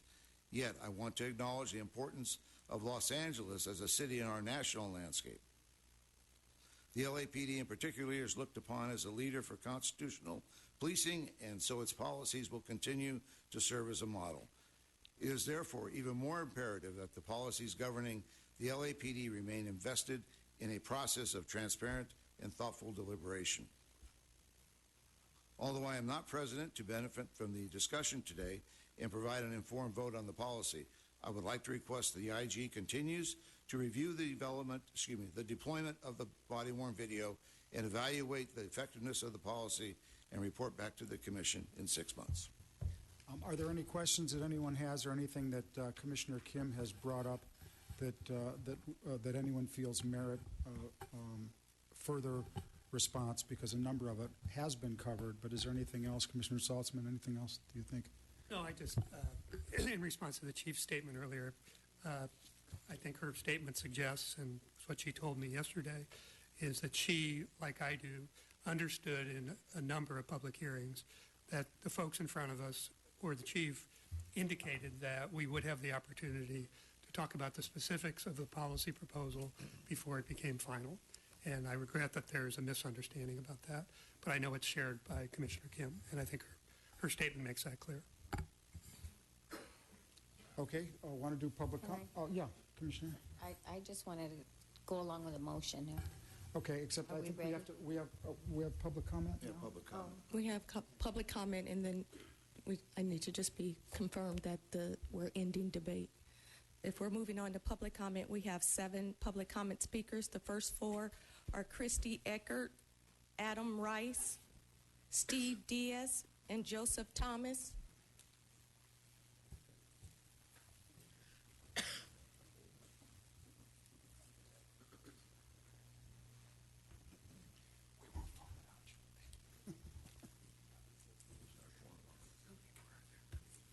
Welcome. Good morning, sir. Thanks for all you do. Thank you. Good morning to everyone. I'm Christy Eckert from the Los Angeles Police Protective League. And on behalf of the League, I'd like to thank the Commission, specifically Commissioner Soboroff, for championing the body-worn camera program and ensuring that the League has and will continue to be a part of the conversation about this important program. Over the past several months, the League has been working closely with the Department in the meet and confer process regarding the deployment of the cameras within the LAPD. These discussions have been constructive and have resulted in a body-worn video policy that we believe is fair, reasonable, consistent with Department of Justice recommendations, and our current in-car video policy. Video is not new to LAPD. The digital in-car video policy was negotiated 5 years ago, and many officers are familiar with its practical application, which we believe will ease the transition to body-worn cameras for the officers. Video can be very beneficial for providing a reliable account of events and helping officers get criminals off the street. However, it's critical for officers and the public to remember, and as the policy clearly states, these body-worn camera recordings provide a limited perspective and are not to be relied on as the sole piece of evidence, but rather used in conjunction with all other available evidence, including statements, interviews, forensics, and documentary evidence when evaluating the appropriateness of an officer's actions. We agreed to mandatory viewing by officers of their own video prior to any interview. With that understanding, the LAPPL supports the special order regarding body-worn video policy. We're confident that the policy, as we understand it, balances everyone's rights and interests, the officers, the department, the city, and the community, and believe that body-worn cameras will help promote mutual accountability, accuracy, and assist in the continued effort to strengthen the community's trust as LAPD officers continue to protect and serve the residents of Los Angeles. Thank you. Thank you. Adam Rice.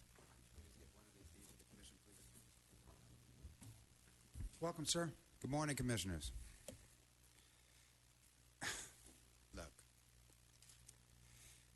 a really big question sticks out, and Commissioner Saltzman, I appreciate you raising it. You know, I appreciate, why was there not a draft shown to the public? That's a very good thing. I mean, it's great that the LAPD and the LA Police Protective League got to come together, and these are the two parties that decide this. Well, unfortunately, you move with taxpayer money from 4 million people around this city. So, actually, I believe that we should have a chance to review it, especially to review the footage that is collected.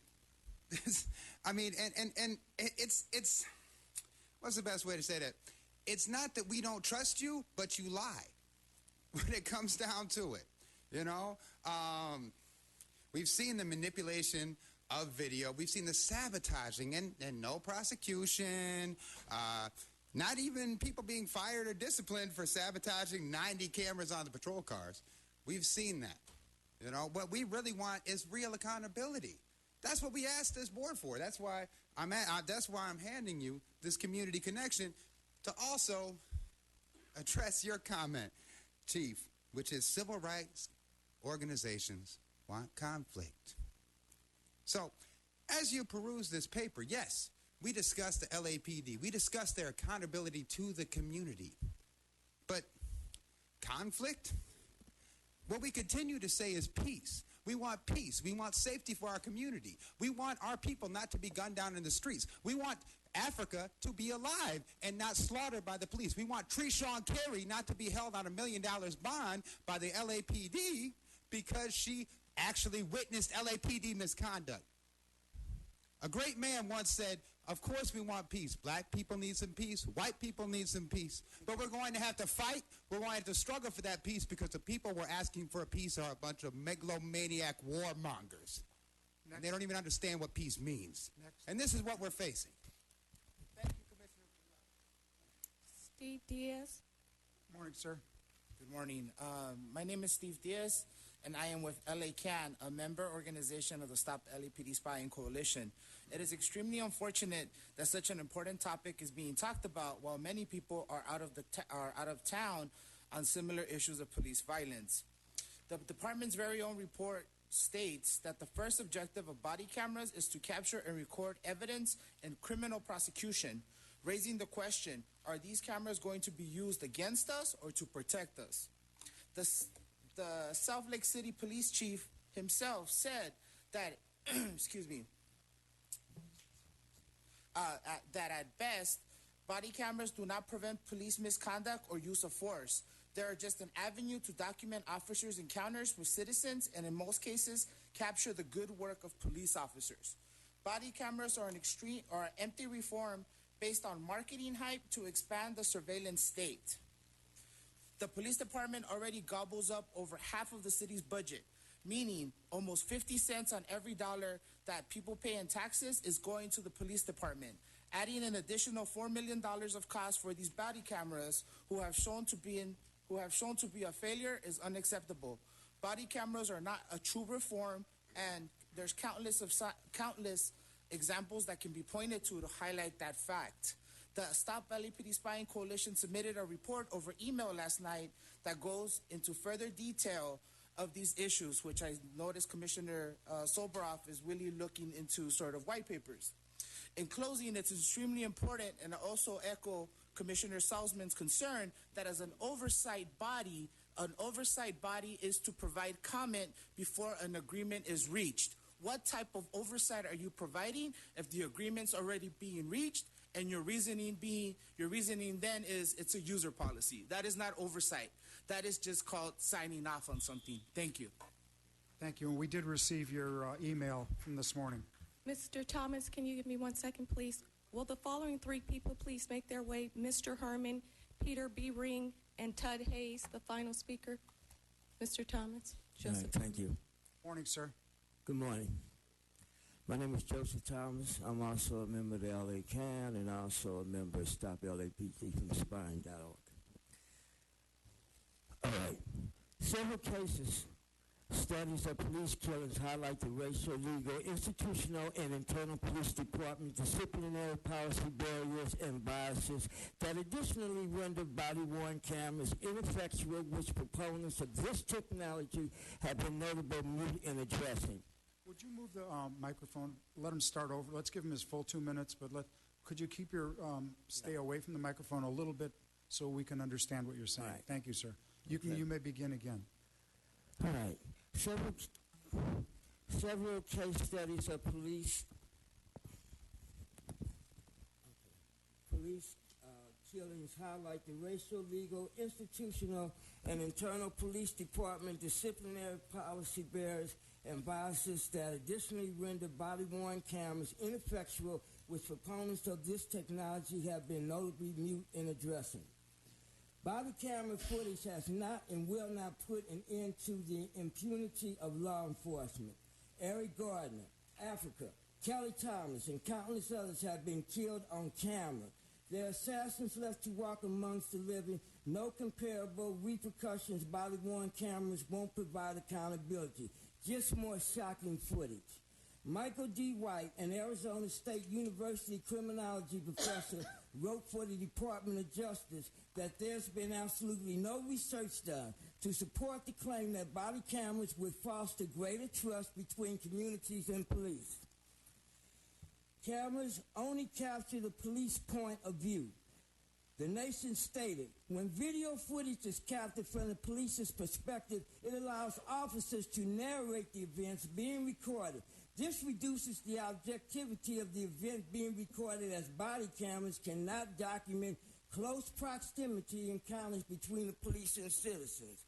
As you say here now, as the commissioners, everybody seems like it's going to be going the same way. You're going with the cameras. But all I know is I'm black African American. I got 700 black African Americans dead down here by your LAPD, by your SWAT. There has been no convictions. There has been no sign-offs of it. And instead, you're talking about justification. And I'm talking about 700 of my people down here because I'm black. You exonerated. Chief, you exonerated, the mayor exonerated, and yet and still you call justice. The question is today, ladies and gentlemen, with this going on, can you one day wake up in the morning and say, can we now become the new Baltimore? Thank you, sir. Mr. Herman. Categorical? I don't know. I call it violation of the civil rights. With perspective to the Attorney General, again, as I mentioned in the past, conflict of interest, Chief of Police, near the Attorney General. Is it the same as putting a camera on and off when you want it on and off? Why not have the camera run constantly on a regular basis? That way there is no protocol of mistakes to what you're observing. When I'm in the subway, I know the camera's on me all the time. That's why I like to stand at the edge, Mr. Beck, to make sure that I don't fall into the tracks.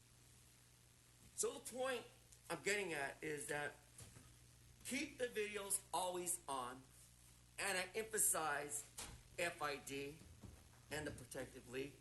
Keep the videos on all the time, viewing all the continuous activity of both behaviors of the civilians and the police department.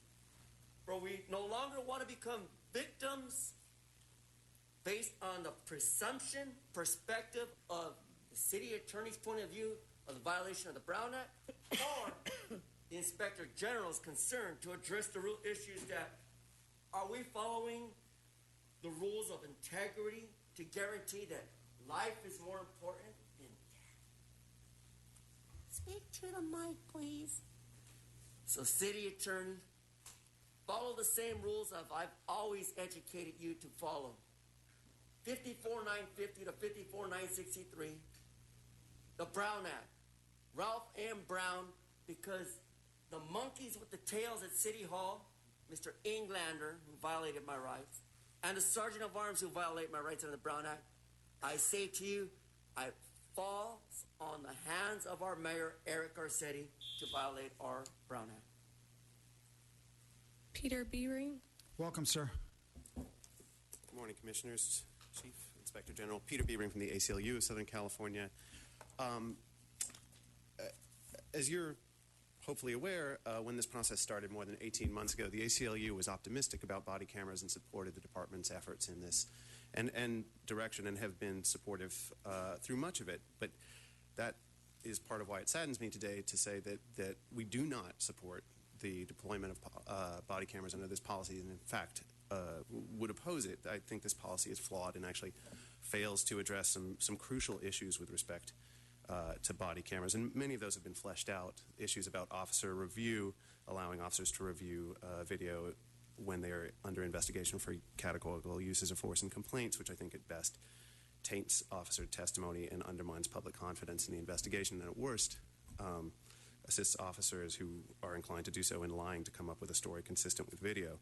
We're also concerned about some of the issues of clarity with respect to when to record, not the general rule, but the exceptions and how those will be interpreted, and the lack of clear rules on when the department will exercise its discretion under law to release video, not only from a perspective of transparency and allowing public access to important information, but also privacy and when the department will not release sensitive video, and additionally limitations on use. But I also wanted to second the concerns about the process, that after an 18-month process where the department has been working on this policy, working on testing and piloting these devices, that the public and even this commission is given less than 2 business days to look at the final policies and hash out these issues. I think the discussion this morning illustrates that there's still real questions, not only about the policy, but also actually what the policy means, not only about the policy questions. And so I would encourage the commission to postpone approval of this by a few weeks to allow a proper public hearing with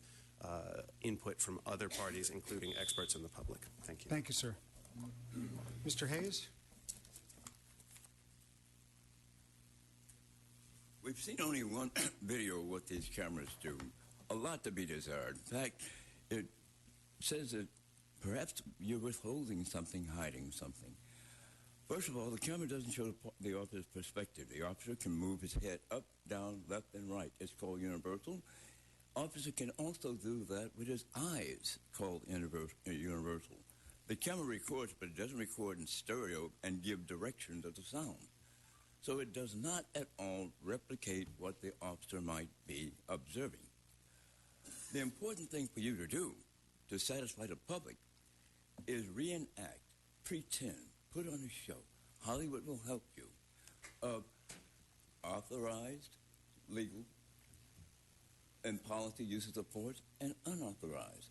For instance, if a chokehold is being executed on a suspect, does it take place from behind? Usually it does.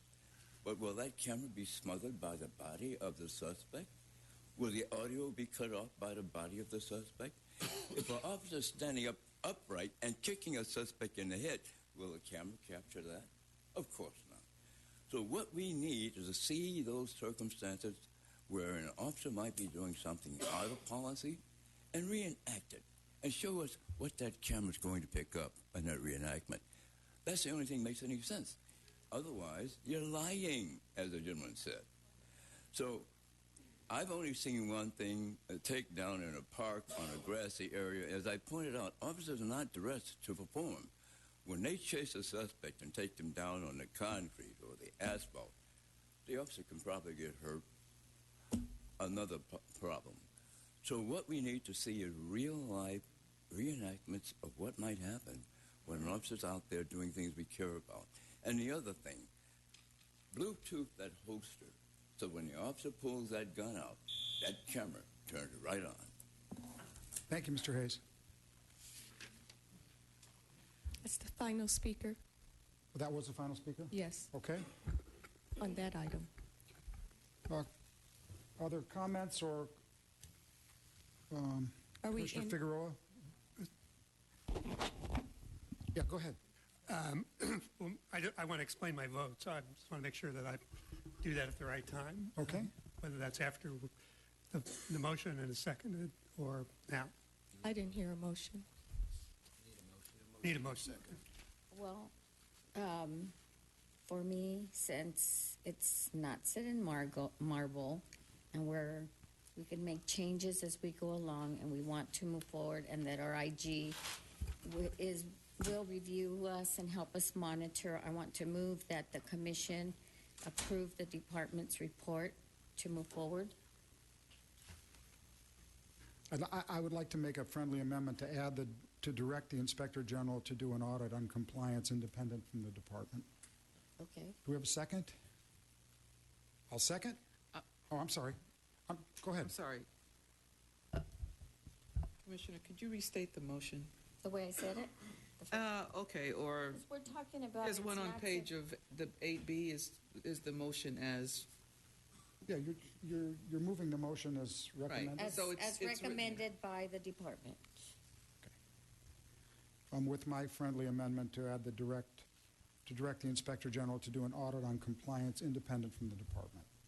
So who has to? Oh, so you have to accept the friendly amendment. I accept the friendly amendment. Second. All those in favor? I'd like to. Oh, I'm sorry. So I want to reiterate, I appreciate all the hard work that's gone into the policy. Appreciate all the people who helped make it be as good as it is, and that I recognize there are some very good aspects of the policy. I also want to just try one more time to be clear about my frustration with the process. Mr. President, I do not question your motives. I do not question your desires.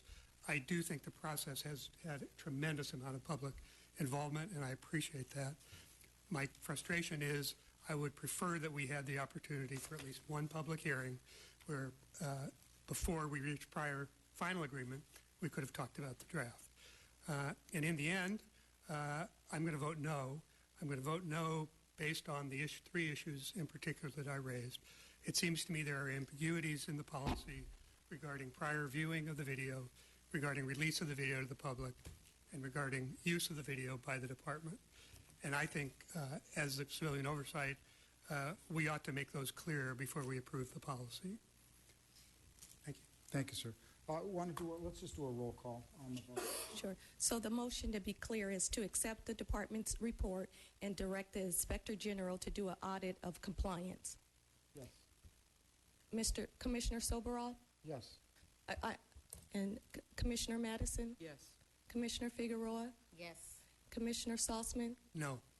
Okay. We have a majority of the Thank vote, so the report is approved. Let's move to 8C. Thank you. 8C is the Inspector General's report dated April 28, 2014, relative to the review of the Department Code 3 collision reports. We have no public comment speakers on this one.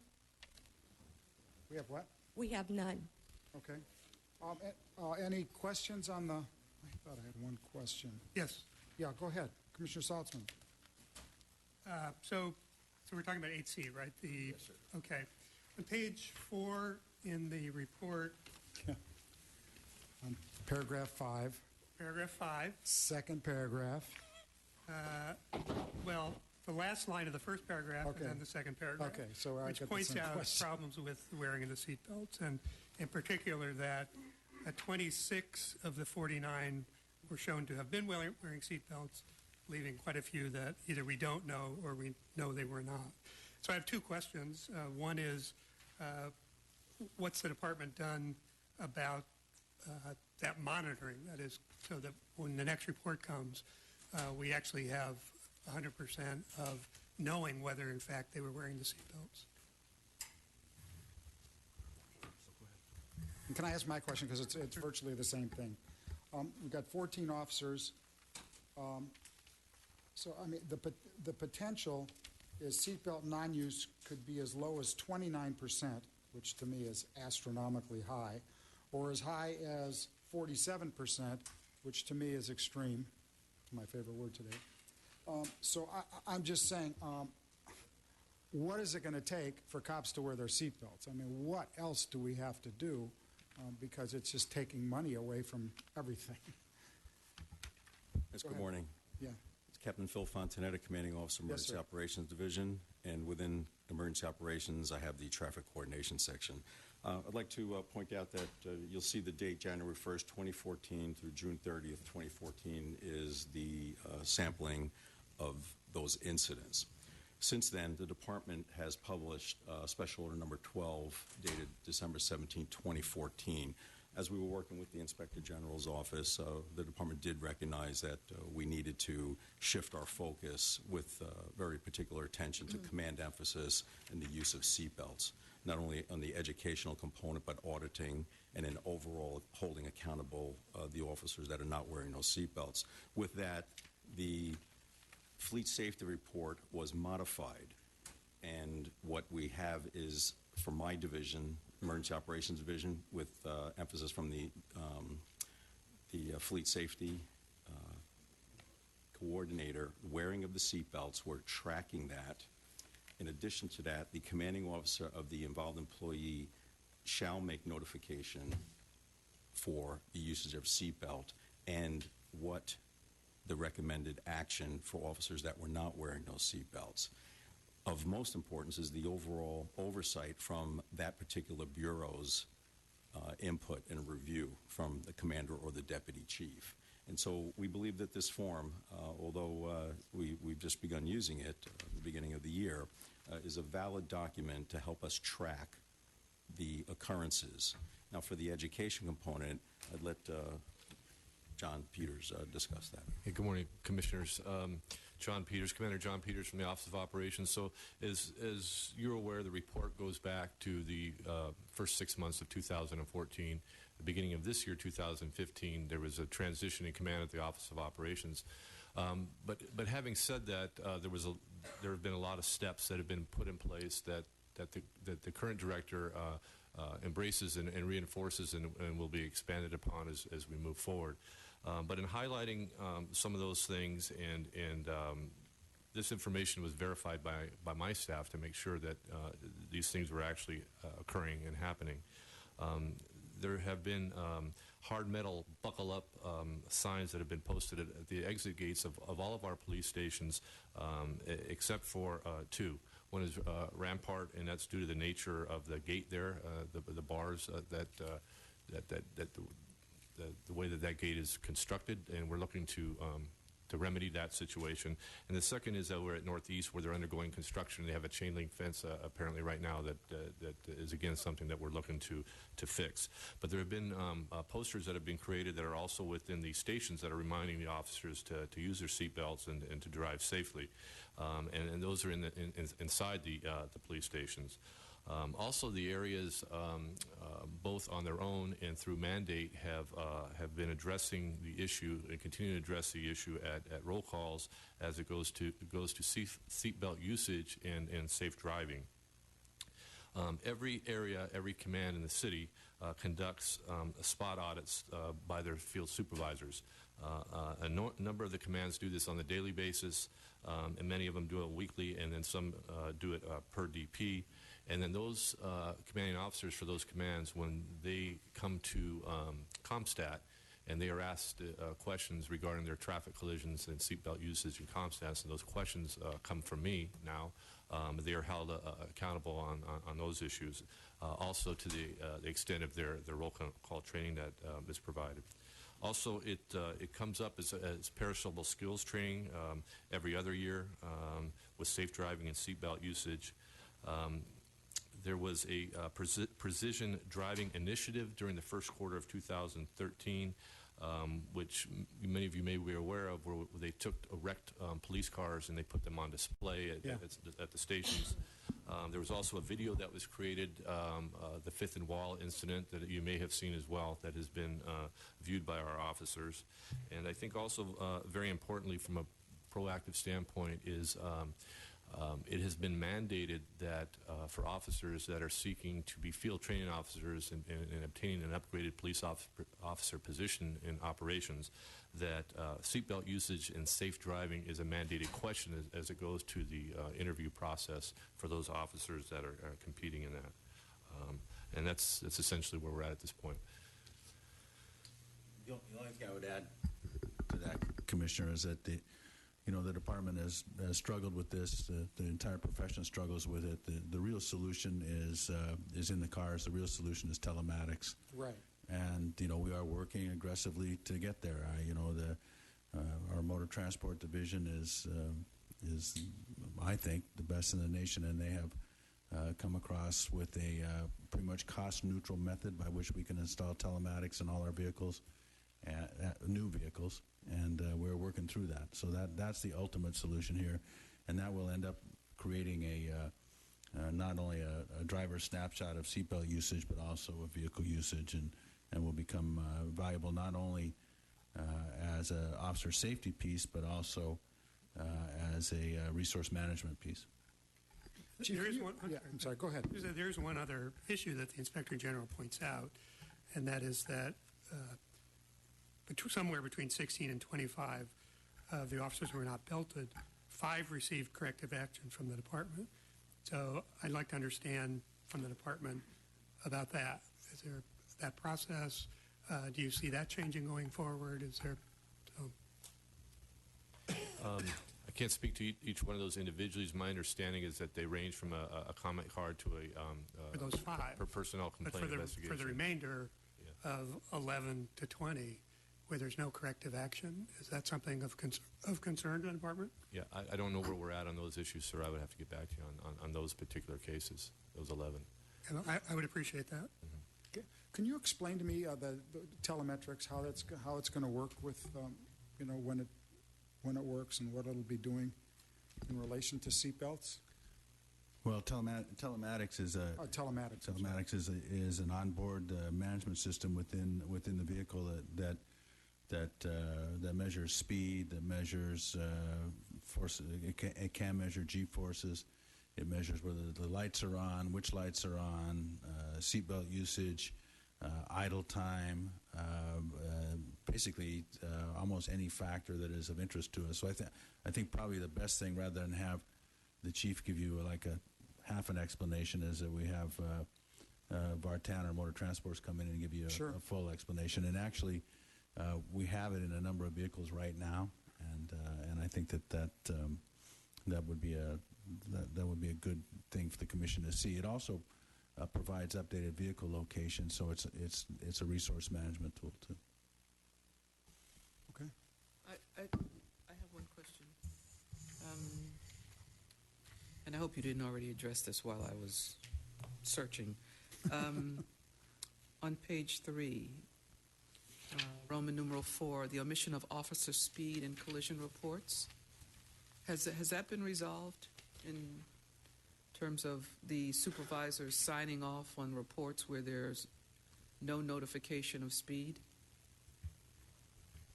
Give me a second. That has the recommendation has been taken. We've been in conversation, and through the telematics, that will be remedied. However, but in the event, this is one for me that's just like today. If there were an accident report submitted, and even though the speed at which I was driving were not included, my supervisor signs off on it. So what I'm asking is, have the supervisors stopped signing off on incomplete reports that have such an important... No, because the department, under our traffic manual, we don't consider that an incomplete report. I see. Explain. I'll try. Okay. Slight explanation. Okay. Commissioner, currently TCS is the keeper of the traffic manual. It's being rewritten and under review right now. And to your point, under 3 solid 701 4F, it's a little ambiguous the way that it's written right now. The officer shall report the speed, but then it just gives an exclusion of if known. And what we want to do is go into that a little bit deeper as to where, if the speed isn't known, that the report show why it isn't known, and that when the sergeants are reviewing it, that point is addressed and not glossed over or omitted. So that's in the works right now. Thank you. Thanks. Lieutenant, can you just say your name for the record? Who just spoke? I'm sorry, I'm Lieutenant David Ferry, Emergency Operations Division. Commissioner Saltzman? I'm ready to make a motion, if we're there. I move approval with the added instruction to the chief that the department report back to us on the issue relating to the corrective actions taken and not taken. Second. All those in favor? Aye. Aye. Thank you. Mr. President, we have approved item 8A, but Mr. Tud Hayes is asking if he can make a comment on 8E. I'm sorry, 8E. 8E, Mr. Hayes?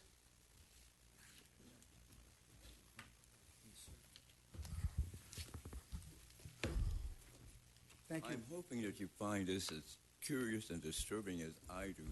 This is on waste management. Now, the city will pick up your trash, your garbage cans, everything free. It'll pick up large, bulky items like refrigerators and stoves and couches, but it will not pick up hazardous waste. The public is required to take that hazardous waste someplace and dispose of it. How expert are they to carry hazardous waste around in some kind of container they may configure and dispose of it? And dispose of it where? And it seems that the LAPD has the same problem with the city and their refuge and disposable waste. It seems to me that we ought to have the kind of expertise to send the pickup truck out to pick up the paint cans, gasoline cans, whatever it might be considered to be hazardous waste, and have the city dispose of it. Why is it resting upon the police department, as well as all the citizens of L.A., to somehow manage something that's dangerous, hazardous waste? I think that's unconscionable. I think that somehow we've gone wrong, where we cannot handle the most serious aspect of our refuge in the city, which is hazardous waste. I have questioned sanitation about this several times.